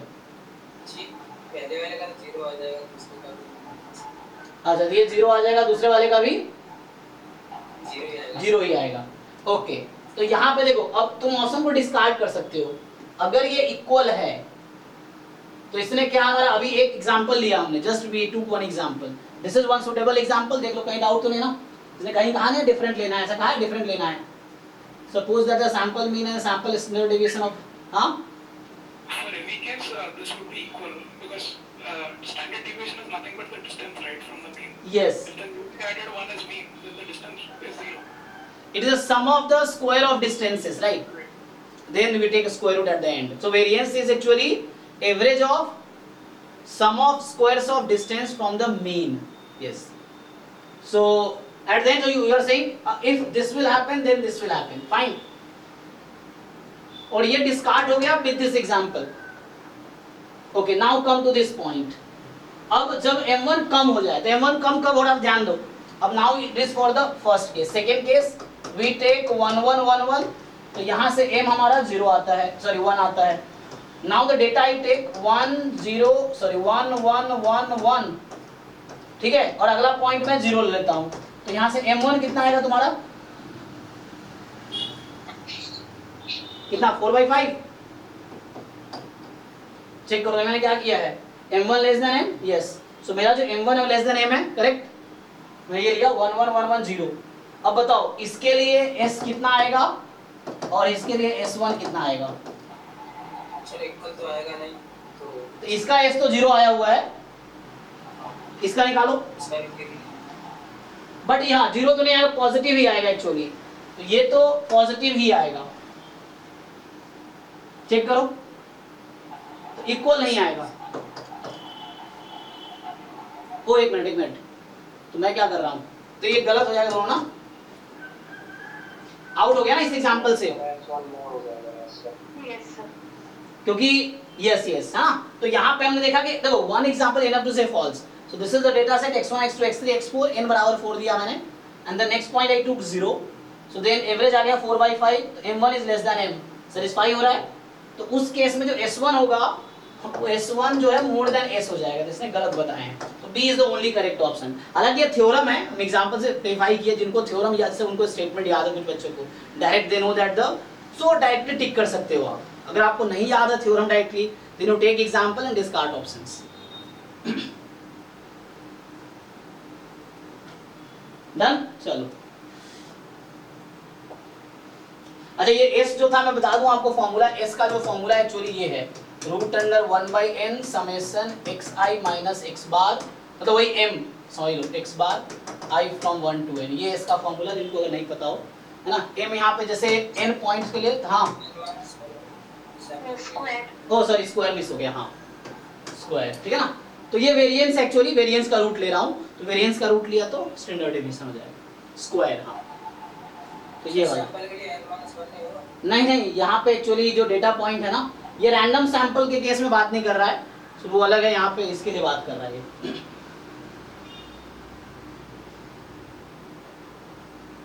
सो जस्ट डिस्क्रिप्टिव स्टैटिस्टिक्स में ये फॉर्मूला है, डिस्क्रिप्टिव स्टैटिस्टिक्स में डेटा पॉइंट्स के लिए ये फॉर्मूला आता है।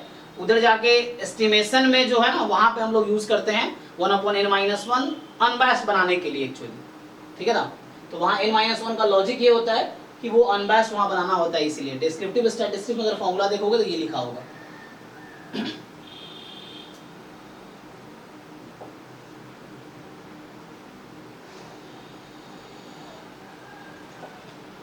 तो 19 क्या कह रहा है, देखो कि x1 x2 xn independent identically distributed random variable है, पीडीएफ है। तो यहाँ तक वो समझ आ गया होगा कि x जो है ये क्या हो गया, एक्सपोनेंशियल, एक मिनट इसको हटाओ। सो एक्सपोनेंशियल लैम्डा ना, exponential with mean 1/λ rate lambda. अब आपको क्या बोल रहा है, ये एक्सपोनेंशियल विथ रेट लैम्डा है, सो xi exponential with rate lambda. तो बताओ y का डिस्ट्रीब्यूशन क्या हो जाएगा जी, इस y का डिस्ट्रीब्यूशन गामा हो जाएगा gamma n, lambda, first parameter add हुआ। Okay, so now the question is, then the conditional distribution of xn given y is equal to 1. So आपसे पूछ रहा है कि conditional distribution of xn given y is equal to 1 क्या होगा। ये तो थ्योरम है, डायरेक्टली क्या होगा बताओ। लेकिन उसमें सर अपॉन में होता है ना, तब होता है नहीं, दोनों में गिवन में भी प्रूफ हो जाता है, बाद में वही आ जाएगा। तो सर इसका b वाला होगा। ये बताओ x1 अपॉन x1 से लेके xn तक, इसका क्या आता है। सर बीटा फर्स्ट पॉइंट होता है। हाँ कितना, पहले वाले में 1, n-1 सिर्फ 1n-1 आया होगा ना। इसी में तुम अगर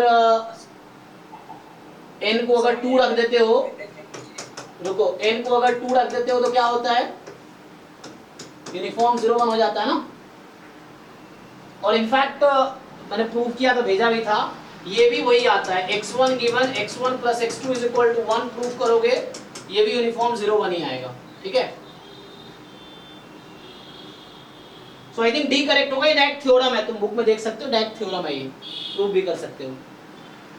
सो कंडीशनल में भी यही आंसर आएगा, even if you find x1 given x1 x2 xn so is equal to 1 will have this distribution, beta first kind होगा 1 n माइनस। एक बार चेक कर दो, किसी को कंफ्यूजन है तो बताओ। सर इसमें 1 की जगह और कुछ और तो भी सेम नहीं, तब सेम नहीं आएगा, ये 1 का रोल यहाँ पे है 1, फिर वो अलग आंसर आ जाएगा।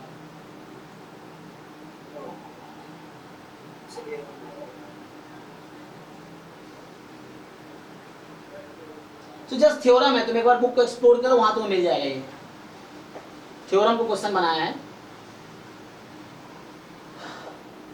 ये देखो 20 कह रहा है कि x1 x2 x dot dot dot be a sequence of random variable, EXI 1 है, वेरिएंस XI 1 है, कोवेरिएंस 1/2 है।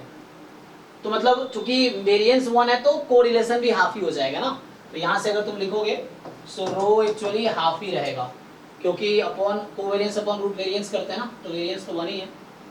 And sequence of random variable है, सीक्वेंस है, तो इसने रैंडम सैंपल नहीं बोला ना, तो IID नहीं होगा, ठीक है ना, क्योंकि ऐसे भी तुम्हें दिख रहा है कोवेरिएंस नॉन जीरो है, तो इंडिपेंडेंट तो नहीं होगा। तो ठीक है, अब z आपके पास क्या दे दिया 1/n समेशन xi, मतलब this zn is nothing but x बार, ये जो zn है वो x बार है एक्चुअली। सो पूछ रहा है कि variance of zn when n tends to infinity क्या आएगा, बताओ भाई। सो वेरिएंस ऑफ zn अगर निकालोगे, मतलब ये पूछ रहा है variance of x bar limit n tends to infinity, this is not difficult, क्या आंसर आएगा बताओ क्विकली। सर हमने किया था, मेरा 1/4 आ रहा था। बाकी लोग, भाई किसी का आंसर आया है?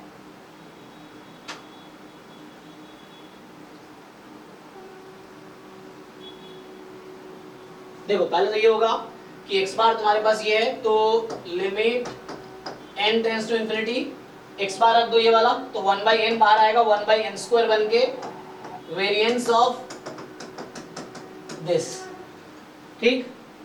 अब ठीक से देखो यहाँ पे, तो जब इसको ऐड करोगे तो क्या होगा यहाँ पे, ये इसको उस तरफ सॉल्व करता हूँ, हालांकि आसान क्वेश्चन है, तो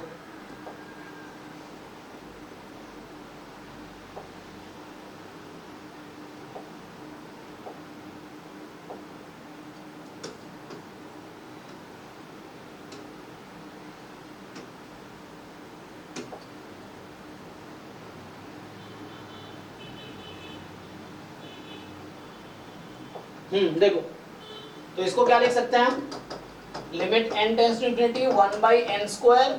अब देखो यहाँ पे variance x1 plus up to n कितने हैं, वेरिएंस ईच xi का वेरिएंस 1 है, तो ये तो n आ जाएगा, n क्या आया वेरिएंस टर्म्स। अब आगे क्या होगा, क्या लिखते हो तुम लोग, सर NC2 वेरिएंस सर दो का 2 टाइम NC2, 2 टाइम क्यों ले रहे हैं, अब क्या करते हो, 2 times covariance, ठीक है ना, हाँ 2 टाइम कोवेरिएंस xy है ना, तो xy प्लस yx, यहाँ पे ऐसा नहीं एक बार ही लेना है, xy yx होगा, इसलिए 2 टाइम होता है, तो 2 टाइम NC2 एंड है ना, चूज 2 आउट ऑफ n। अब आपके पास क्या होगा, covariance between xi xj, xi xj, और ये कितना दे रखा है, 1/2, तो इसको 1/2 रख दीजिए। अब सॉल्व करो तो आसान हो गया, मैथ का क्वेश्चन बन गया ये तो अब एक सिंपल है मैथमेटिक्स का क्वेश्चन हो गया, लिमिट का क्वेश्चन हो गया एक्चुअली। सो n प्लस ये NC2 होता है, n into n minus 1/2 cut जाएगा, तो ये n इंटू n माइनस 1/2 यहाँ भी आएगा, तो ये 2 रहेगा, और इस पूरे के अपॉन में है n²। बताओ भाई, तो यहाँ n² है, कोएफिशिएंट जस्ट 1/2 है, ये तो n/n² करेंगे 0 हो जाएगा, यहाँ n²/2 आया हो तो 1/2 इज द आंसर। बाकी लोग चेक करके बताओ, तो लोग यहाँ गलती करोगे 2, choose 2 कैसे, हाँ n choose 2 कैसे हुआ, हाँ, अगर आपसे पूछे जैसे मुझे बताओ आप variance of x1 plus x2 का क्या फॉर्मूला होता है, variance x1 plus variance x2 plus 2 covariance x1 x2।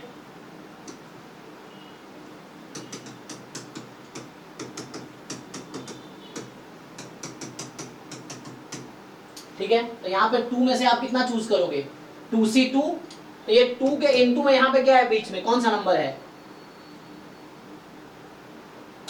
1, तो ये 1 क्या है, 2C2, यहाँ मैंने क्या लिया है, NC2 लिया था ना, तो यहाँ n नंबर थे, चलो ठीक है। सो ये 2C2, नहीं थोड़े और एक्सपेरिमेंट करते हैं। सो अब मुझे बताओ इसका variance of x1 plus x2 plus x3 ये कितना होगा, variance x1 plus variance x2 plus variance x3 plus 2 covariance x1 x2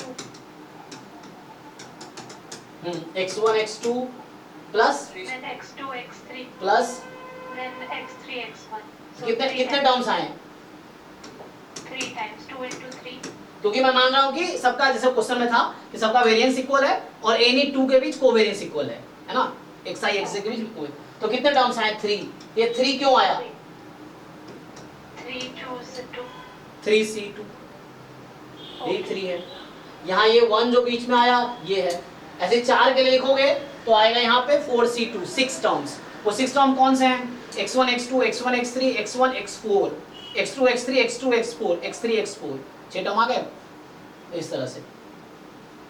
तो यहाँ हुआ क्या है, NC2 क्यों आया, क्योंकि हम लेंगे variance covariance x1 x2 x1 x3 x1 x4, सो n चूज 2, NCR का मतलब क्या है, n ऑब्जेक्ट है, 2 चूज करना है without replacement, and repetition allowed नहीं है, मतलब और डिस्टिंक्ट चूज करते हैं। तो ये 2 टाइम इसलिए आया क्योंकि 2 हर बार आता है, तो जस्ट NC2 लेना था, या मैनुअली भी काउंट कर सकते हो।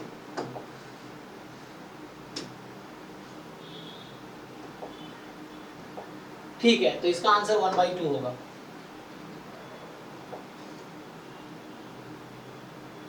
ट्वेंटी 21 कह रहा है कि आपके पास कि suppose probability of A given B 0.4 है, A complement given B complement 0.6 है, सो A गिवन B 0.4 है, A complement given B complement 0.6 है, then 2 equation are sufficient to find, हाँ तो सॉल्व करो इसको। तो इसको अगर मैं ब्रेक करूं तो ये तो हो जाएगा ये 1 minus probability of A given B complement, तो यहाँ से probability of A given B complement 0.4 है, ठीक है ना, और A गिवन B 0.4 ऑलरेडी है। माइक किसका ऑन है, संजय आपका माइक ऑन है, तो यहाँ से अगर आप ठीक से लिखो, so probability of A intersection B complement upon probability of B complement is 0.4, यहाँ से क्या आ जाएगा, न्यूमरेटर क्या है, probability of A minus probability of A intersection B upon 1 minus probability of B is equal to 0.4, और इसको तुम अगर ब्रेक करते तो ये बनता probability of A intersection B upon B is 0.4, ठीक है, तो इंटरसेक्शन आ जाएगा B के टर्म में, तो यहाँ से A इंटरसेक्शन B निकाल सकते हो 0.4 टाइम, इसको फर्दर सॉल्व करो, तो मैं दूसरे पेज पे सॉल्व करूँ तो इससे आ जाएगा आपका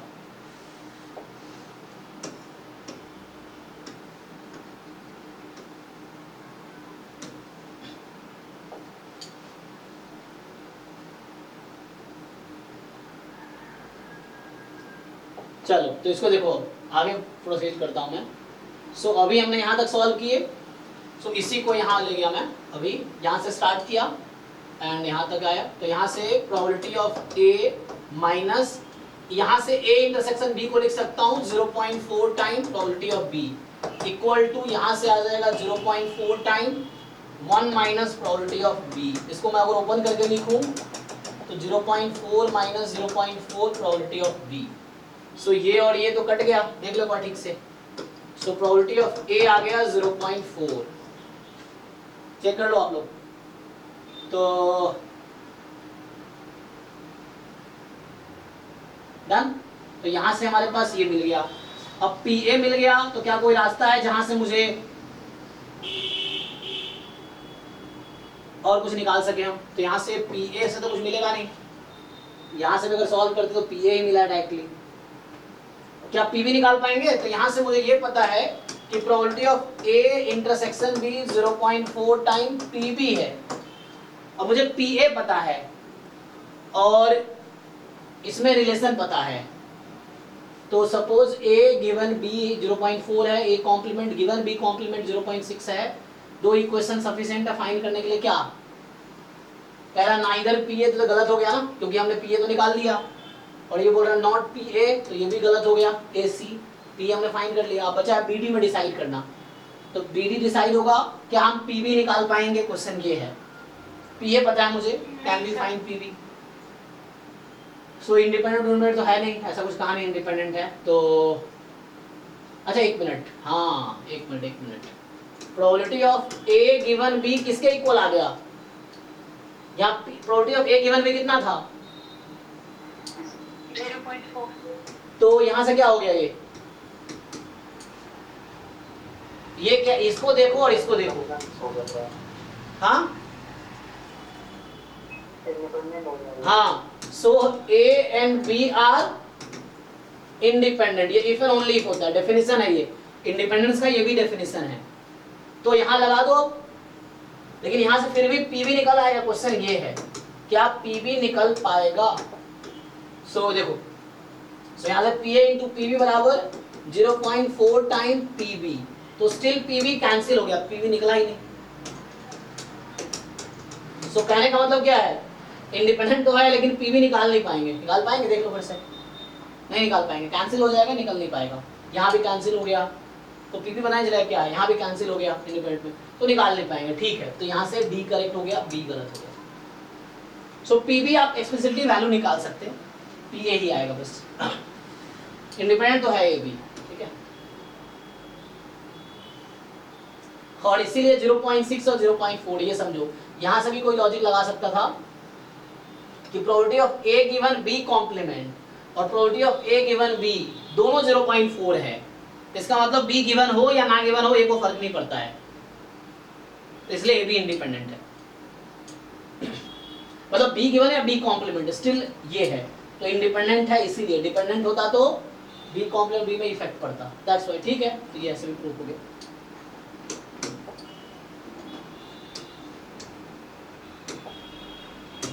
चलो आगे देखो। सो नेक्स्ट जो हमारे पास है 22 कह रहा है कि x1 x2 xn independent identically distributed normal with mean. Okay, तो जो xi's है वो नॉर्मल 0 सिग्मा स्क्वायर है और IID है, ठीक है। अब इन्होंने आपको tn दिया, tn जो है x bar minus 0 upon s upon root n। तो बताओ इस tn का डिस्ट्रीब्यूशन क्या है? तो वही xn बार sn। अच्छा यहाँ ध्यान देना, sn तुम्हारा अलग है, it is not that we take in the estimation, है ना। तो हम लोग जो सैंपल वेरिएंस लेते हैं, सो इसका डिस्ट्रीब्यूशन आप लोग क्या जानते हो, यहाँ अगर सैंपल स्टैंडर्ड डेविएशन होता एस्टिमेशन वाला, नॉट डिस्क्रिप्टिव स्टैटिस्टिक्स का, तो उस केस में क्या होगा? क्वेश्चन बना तुम लोगों को, देखो यहाँ पे एस एन स्क्वायर क्या है? So s n square is actually 1/n summation xi minus 0, है ना, होल स्क्वायर। अच्छा मीन गिवन है ना, इसीलिए ओके। सो मीन गिवन है 0।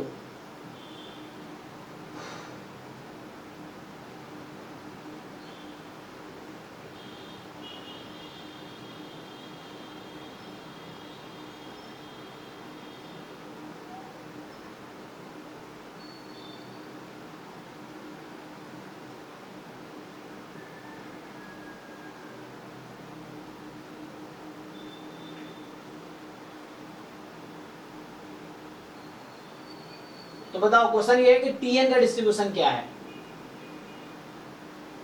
क्या tn का डिस्ट्रीब्यूशन t डिस्ट्रीब्यूशन होगा?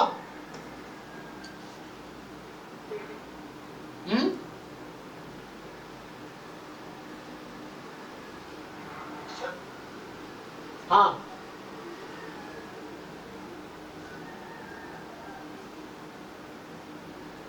देखो हम लोग क्या जानते हैं, हमने जो पढ़ा है हम लोग क्या जानते हैं कि अगर x1 x2 xn मान लो IID normal mu sigma square है एंड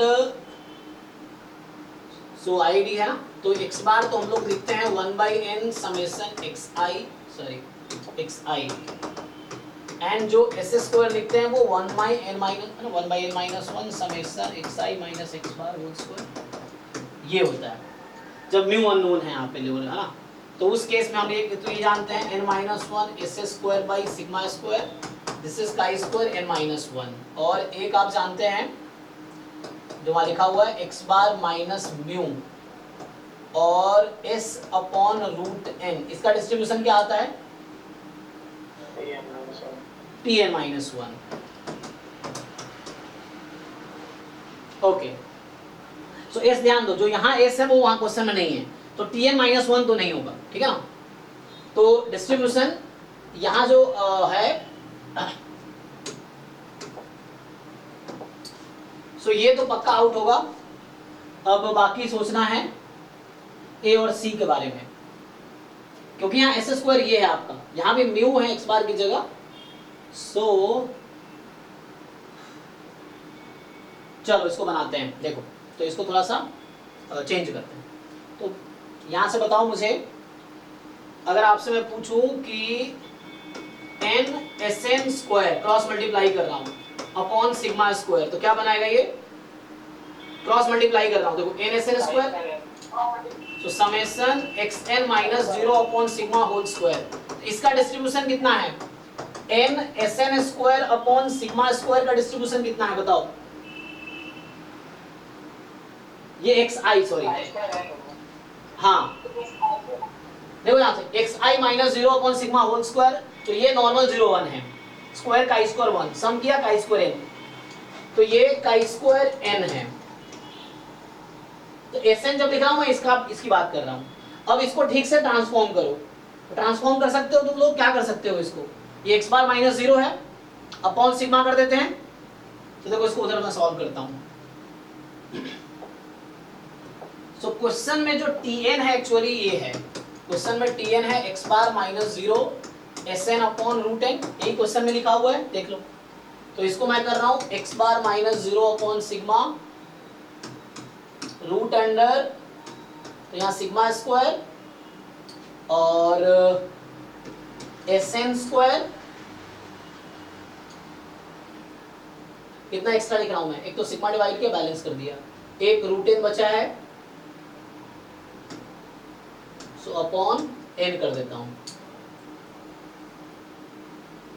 तो मुझे थोड़ा सा वो चाहिए ना, तो x बार माइनस सिग्मा, यहाँ क्या होना चाहिए था, नॉर्मल 0 1 होने के लिए सिग्मा अपॉन रूट n, तो ये n यहाँ आ जाएगा, चेक कर लो।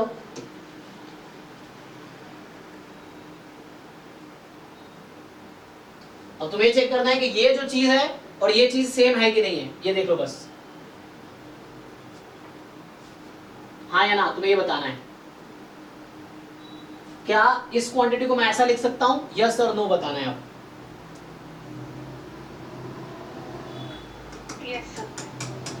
तो ये है नॉर्मल 0 1, इसका डिस्ट्रीब्यूशन है chi square n upon n, and we know that in the normal sample x bar and Sn are independent to each other, ठीक है।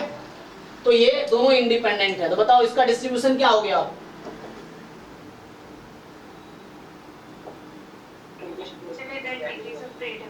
Tn हो गया एक्चुअली। तो answer is A option.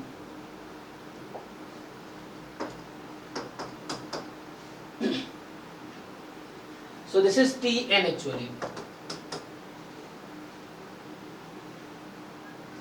So बस ध्यान ये रखना है यहाँ पे Sn जो है वो डिफरेंट है, Sn डिफरेंट है, x बार यहाँ होता और यहाँ n-1 होता, तो इन दैट केस ये Tn-1 हुआ होता। किसी को कंफ्यूजन है, पूछो अगर कुछ पूछना है तो। सर एक बार वो वाली स्लाइड, हाँ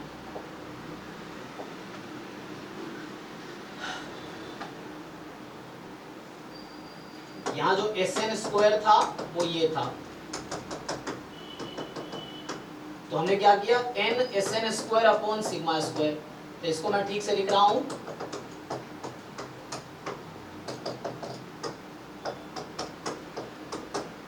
ये है, तो ये मैंने यूज किया यहाँ पे।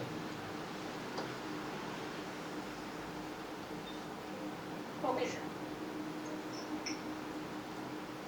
चलो तो आगे बात करते हैं।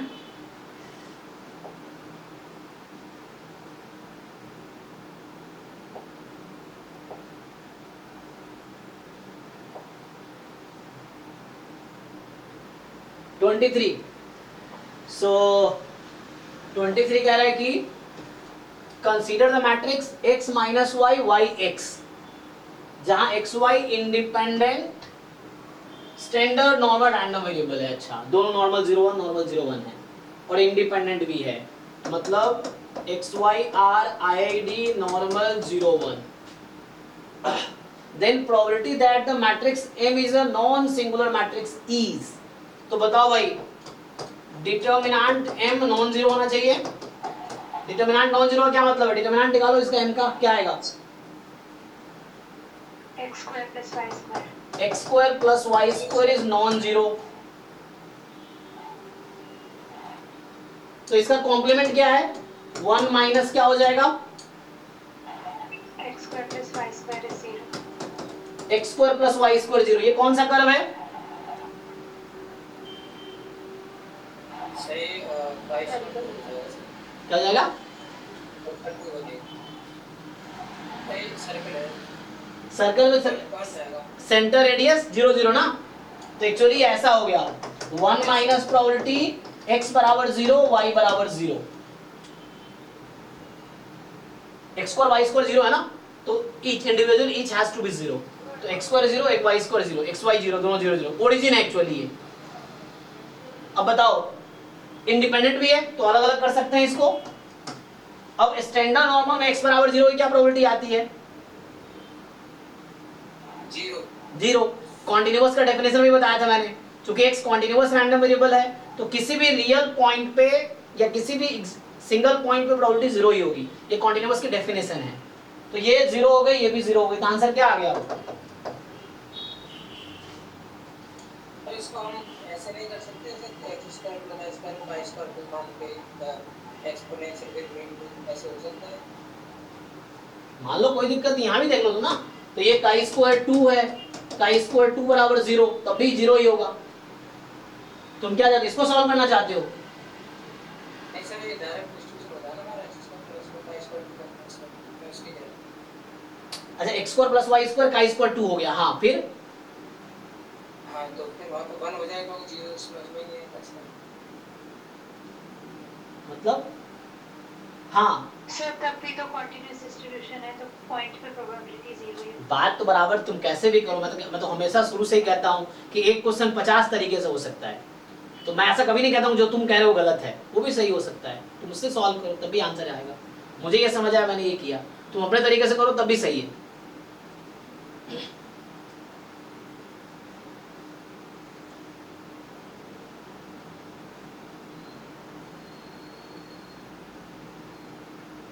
तुम यहाँ से ऐसे सोच लो ना कि x square plus Y square 0 नहीं है, तो x square plus Y square positive होगा, क्योंकि नेगेटिव तो हो नहीं सकता ये, तुम ये कह रहे हो शायद, तो नेगेटिव तो हो नहीं सकता, तो पॉजिटिव होगा। और ये काई स्क्वायर 2 है, तो x square plus Y square का नाम z रख दो या w रख दो, और w इज काई स्क्वायर 2, और काई स्क्वायर 2 पॉजिटिव होने का मतलब पूरा सैंपल स्पेस आ गया, तो 1 हो गया। ये भी ठीक है, तो उधर नहीं जाना। तो डिपेंड्स हाउ वी थिंक। जरूरी है कि कोई एक रास्ता दिखे आपको। तो मुझे जैसे ये रास्ता दिखा, मैंने यहाँ सॉल्व कर दिया, आपको ये दिख रहा है, इससे करो। किसी को तीसरा तरीका दिख रहा होगा, वो भी सही है।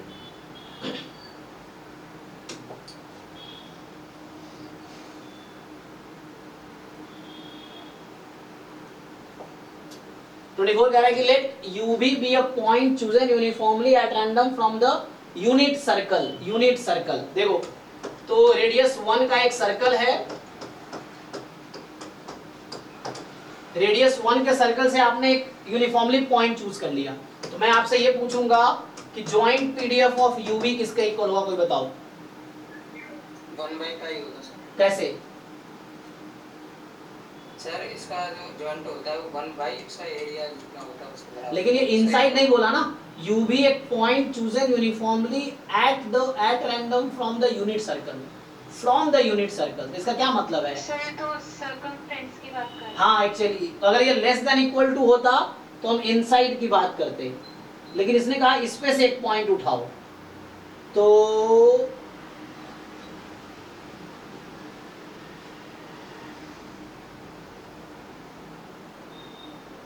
हाँ तो यहाँ पे एक्चुअली ये है, तो ये जो पॉइंट जो भी होंगे ना वो सेटिस्फाई कर रहा होगा, तो ऐसा है u square plus V square is 1, इस तरह का केस है, तो हमेशा ऐसा होगा ये। तो इनसाइड नहीं बोला है ना, ऐसा बोलता है uniformly at random inside the circle, तो एरिया लिखते हैं 1/एरिया, फिर वो करते, लेकिन ऐसा नहीं है, यहाँ एग्जैक्टली इक्वल है, लेस देन इक्वल टू होता तो हमें समझ आता। तो क्वेश्चन है खत्म हो रहा है, सो ठीक है, इसको हम अगले क्लास में देखते हैं, जो दोनों कंप्लीट करके आओ, देखते अगला क्वेश्चन देखते हैं अभी। तो ये क्या रहेगा, क्वेश्चन 24 है ना, सो 24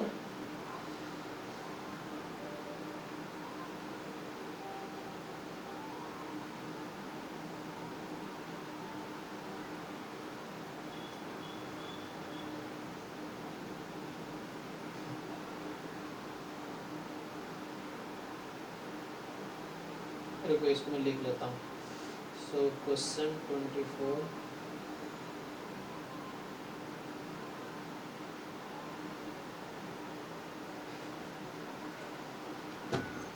ठीक है, अगला क्वेश्चन क्या है देखो, ये कह रहा suppose that we choose 2 cards simultaneously at random from a deck of 20 cards numbered this.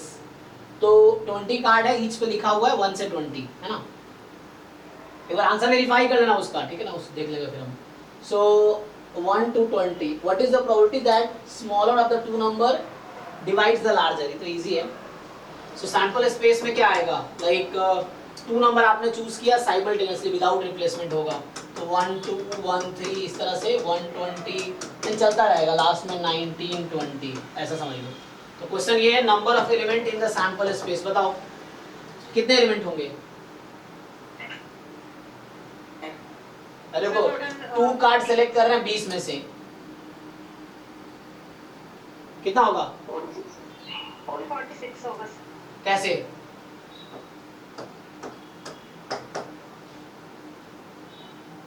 C2 ना, 190 तो 20 गुने 19/2 190 ठीक है ना। देखो सबके डिनोमिनेटर 190 ही है, तो मतलब ये हो गया। सो 20 में से you are selecting any 2 card, ठीक है ना। तो यहाँ ऑर्डर इंपॉर्टेंट नहीं है, 1 है 19 है, 19 है 1 है, सेम बात है।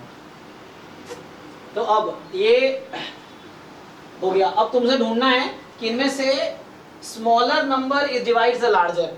अब वैसे पेयर सेलेक्ट करो जहां स्मॉलर डिवाइड करता है लार्जर को, इवेंट ई में स्मॉलर डिवाइड्स द लार्जर, तो क्या क्या हो जाएगा, 120 से 1 2 से स्टार्ट होके 120 तक तो सारे आ जाएंगे ना ये। फिर 2 के साथ क्या क्या आएगा, 2 4 220 तक आएगा, ठीक है। तो ऐसे करके देख लो, जैसे 1 के साथ 19 टर्म्स आए, 1 2 से 120 तक 19 टर्म्स है टोटल।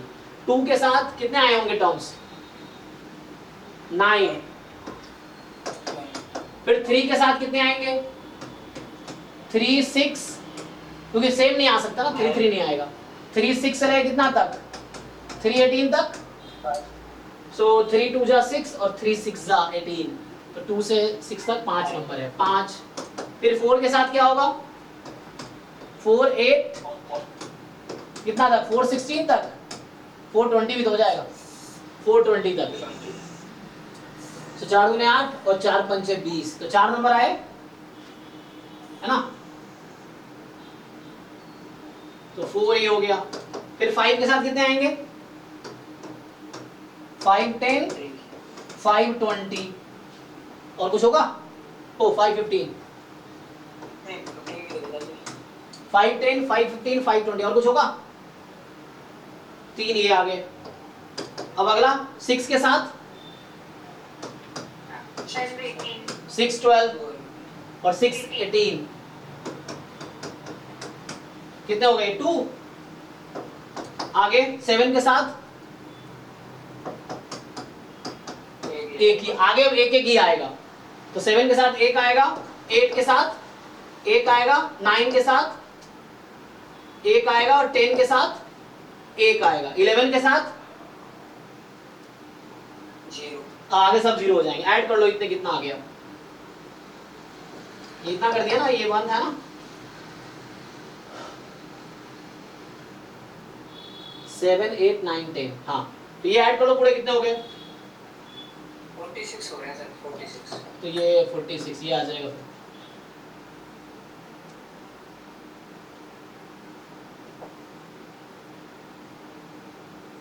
अब ये टाइम हो गया ना, तो चलो इसको अभी स्टॉप पे, ये देख ले इसको, चलो इसको देख लेते हैं। क्या कह रहा है, X be are random variable with PDF displayed in the following graph. तो ये पीडीएफ है, अच्छा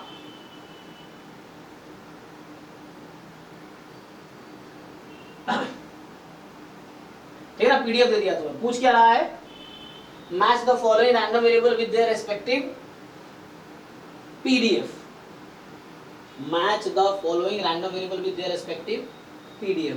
क्या पूछना चाह रहा है, ये x का, ये x है और ये पीडीएफ है, ग्राफ x वर्सेस पीडीएफ है, तो इधर x है ये और इधर ये जो हमारा fx है पीडीएफ है। सो समझ आया सबको, और ये ओरिजिन यहाँ पे है, तो ये एक्सिस है एक्चुअली। तो इस बारे में सिमेट्रिक, हालांकि ग्राफ मैंने वैसे बनाया कि तुम्हें थोड़ा वैसा फिगर बनाया कि लग रहा है वैसा है, सिमेट्रिक है, ठीक है। तो 0 0, ये सिमेट्रिक अबाउट क्या है भाई, पूछ 0।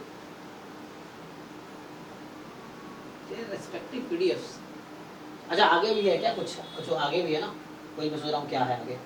तो यहाँ से तुम देख के बताओ EX कितना आएगा, what is the mean of X। Figure से क्या पता चला, मीन कितना है, 0 होगा। मीन 0 होगा, 0। हाँ मीन मीडियन दोनों 0 होगा। मोड क्या, एक मोड होगा, दो मोड होंगे, 2 मोड समझ। हाँ ये मीन ये है, मीडियन भी 0 है, मोड 2 है यहाँ पे, मोड एक ये नंबर आएगा। सो अगर ये सिमेट्रिक तो वो 2.5 और -2.5 ऐसा आ सकता है, -2.5 एंड 2.5 अगर एवरेज है तो इस तरह से। तो match the following random variable with their respective PDFs. So अब तुम्हें बताना है यहाँ से, ओ मैच करना है तुम्हें, ये देखो इसको देखो और बताओ हाँ क्या होगा। तो हमें पता है कि EX जो है हमारे पास वो 0 था, मीडियन भी इसका 0 ही है, मोड 2 था, मोड 2 था मतलब 2.5 है, -2.5। सो आपको बताना है यहाँ पे किसका कौन सा पीडीएफ है चार में से। तो x+3 का मीन कितना हो जाएगा,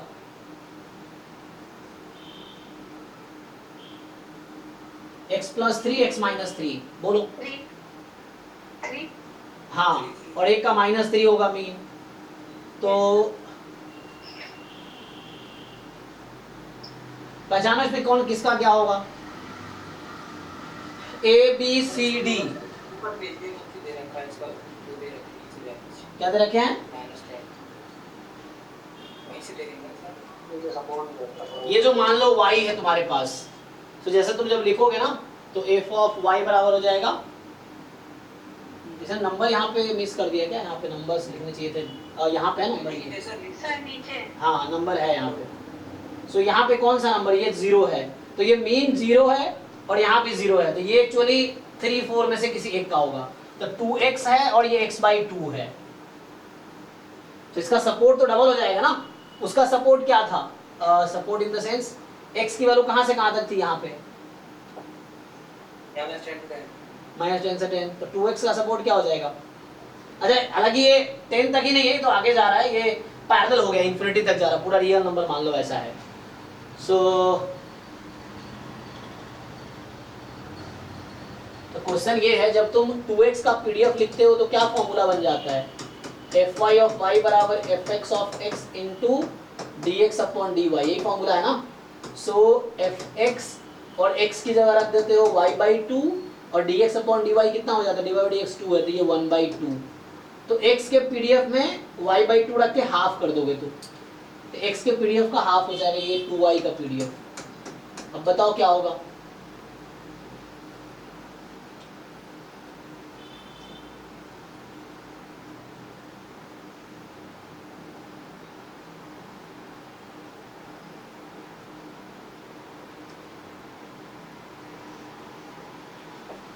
पहचानो भाई इसमें किसका क्या है, तुम्हें ये देखना है कि क्या होगा उसके चेंज करने से। देखो यहाँ पे देखो, जैसे बीच में 3 है तो इसका मीन तो 3 आ गया, इसका मीन कितना है -3 आ गया, तो डायरेक्टली डिसाइड कर सकते हो तुम यहाँ से। इसका मीन कितना है 3 और इसका मीन कितना है -3। तो क्या समझ आया कि पहले वाले का पीडीएफ कौन सा है, ABCD में से, सी तो ये C है, और दूसरे वाले का पीडीएफ क्या है, D है। डी। चलो अब तुम्हें तो पहले तो ऑप्शन से देखो, इसी से बहुत सारे एलिमिनेट हो जाएंगे। सी का अग्री होगा, हाँ सी का अग्री होगा हमसे। Okay 1 minute. तो 1 का C है और 2 का D है, तो ये तो आउट हो गया, ठीक। तो इनमें से एक आंसर है। अब 3 का A 4 का B या 3 का B 4 का A, ये तुम्हें देखना है। बताओ कौन सा आंसर होगा इनमें से। तो देखो हुआ क्या, इसका सपोर्ट जो है इनिशियली तुम्हारा कहां तक गया था ग्राफ, ये देखो इसका गया हुआ है 0.2 तक, ये 0.2 है ना। अच्छा तो 2x क्या करेगा इस, यहाँ से यार -5 रेंज को देखिए, उससे पता चलता है। देखो बताओ -5 के बीच में इसका वो है अपेंड को, तो इसमें जैसे 2x है तो -10 होगा 10 का। तो ये वाला और D वाला जो आएगा ये आएगा थर्ड का, मतलब B वाला जो थर्ड का आएगा, D वाला ऑप्शन है थर्ड का। ठीक है। हाँ हाँ तो और D वाला फिर एक आउट हो गया। सो ये तीसरा वाले जो है इसमें क्या हो रहा है, जैसे x का सपोर्ट जो भी था तो यहाँ 2x हो जाएगा, तो सपोर्ट ज्यादा एक्सपैंड हो गया, और ये वो हो गया ना श्रिंक हो गया, और ये एक्सपैंड हो गया, और x/2 में श्रिंक हो गया, और ये ऊपर चला जाएगा। क्योंकि वहां तुमने देखा है जब 2x था तो हाफ fx पीडीएफ आ गया था, लिखा था ना मैंने, fx क्या है y 2x का पीडीएफ में लिख रहा था ना, तो 1/2 टाइम पीडीएफ ऑफ x, तो आधा कर देगा। तो 2x का मतलब ये 3 वाले का क्या b हो गया है ना, और 4 वाले का a हो गया, a हो गया। चेक कर लो एक बारी।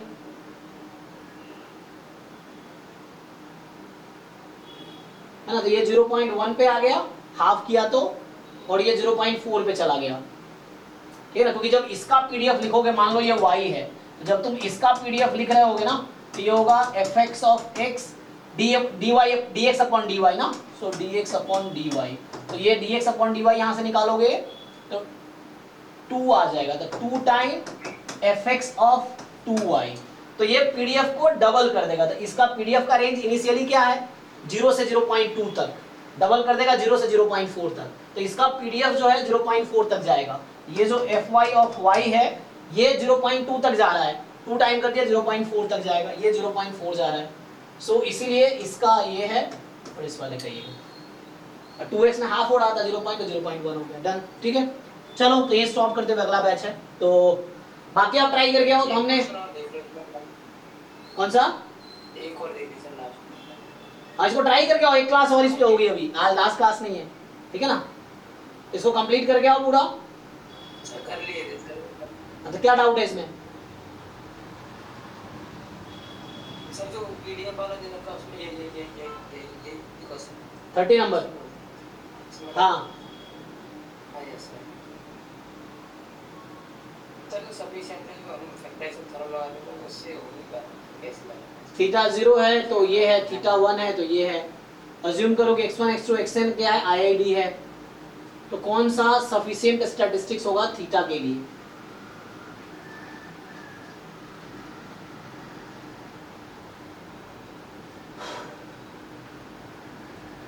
तो सफिशिएंट के लिए क्या करोगे, ये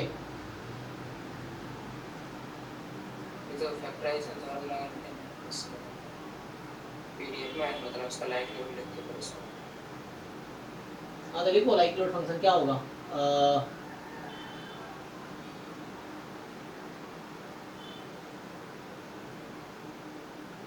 So x1 is to xn IID है from density this. So which of the following is sufficient statistics? तो तुम्हें sufficient थीटा के लिए बताना है कि थीटा के लिए कौन सा sufficient होगा.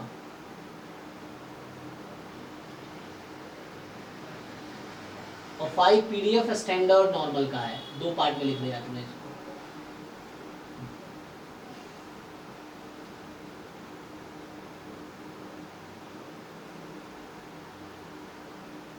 तो लगाओ फैक्टराइजेशन थ्योरम लगा सकते हो या डेफिनेशन से क्या होगा. और तो 2 पार्ट में दिया. थीटा 0 है तो तुम्हारा ये PDF कंसीडर करना है, और जब थीटा 1 है तो ये PDF कंसीडर करोगे. And then which of the following is sufficient for theta. So सोचना पड़ेगा. कोई नहीं, इसको ट्राई करके अभी ट्राई करो, अगले क्लास में फिर डाउट डिस्कस करेंगे. तो अभी कब क्लास है आपकी? अब नेक्स्ट. बाकी भी तुम कर सकते हो ट्राई जब तक. सो ठीक है. तो बाकी अभी तुम्हारा आज थर्सडे है ना, अगली क्लास का ट्यूसडे को है. आज फ्राइडे है, सॉरी हाँ फ्राइडे है ना, तो अगली क्लास तुम्हारी ट्यूसडे को है. तो उसको कंप्लीट करके आओ. ये 2024 काम कर रहा है. पीएसए मतलब 2023 पीवाईक्यू किया ना. अभी इसके डाउट्स नेक्स्ट क्लास में होगा. अभी इसका डाउट होगा, फिर आप 2022 का फिर हम लोग सॉल्व करेंगे. इसको कंप्लीट करके आओ, क्योंकि 8 बज चुके हैं, अभी नेक्स्ट क्लास भी है तो लेट हो जाएगा. कुछ सॉल्व करने लगूंगा 10-20 मिनट ऐसे चला जाए. तो इसको नेक्स्ट क्लास में डिस्कस करते हैं. तो बाकी जो डाउट है वो कलेक्ट करके रखो, सॉल्व होगा ही, आज में कल होना ही है. और बाकी पेपर्स भी करते जाओ. ये वेट मत करो मैं जो कराऊंगा तब करोगे, तुम खुद कंप्लीट करो. 23, 22, 21 जितने पेपर अवेलेबल है पीवाईक्यूज वेबसाइट पे सारे कंप्लीट करो एंड देन डिस्कस करो मेरे साथ. ठीक है. तो अभी आज ही स्टॉप करता हूँ, अभी नेक्स्ट बैच की क्लास है. तो ISI वाले बच्चे लीव कर दो अभी. हाँ, थैंक यू.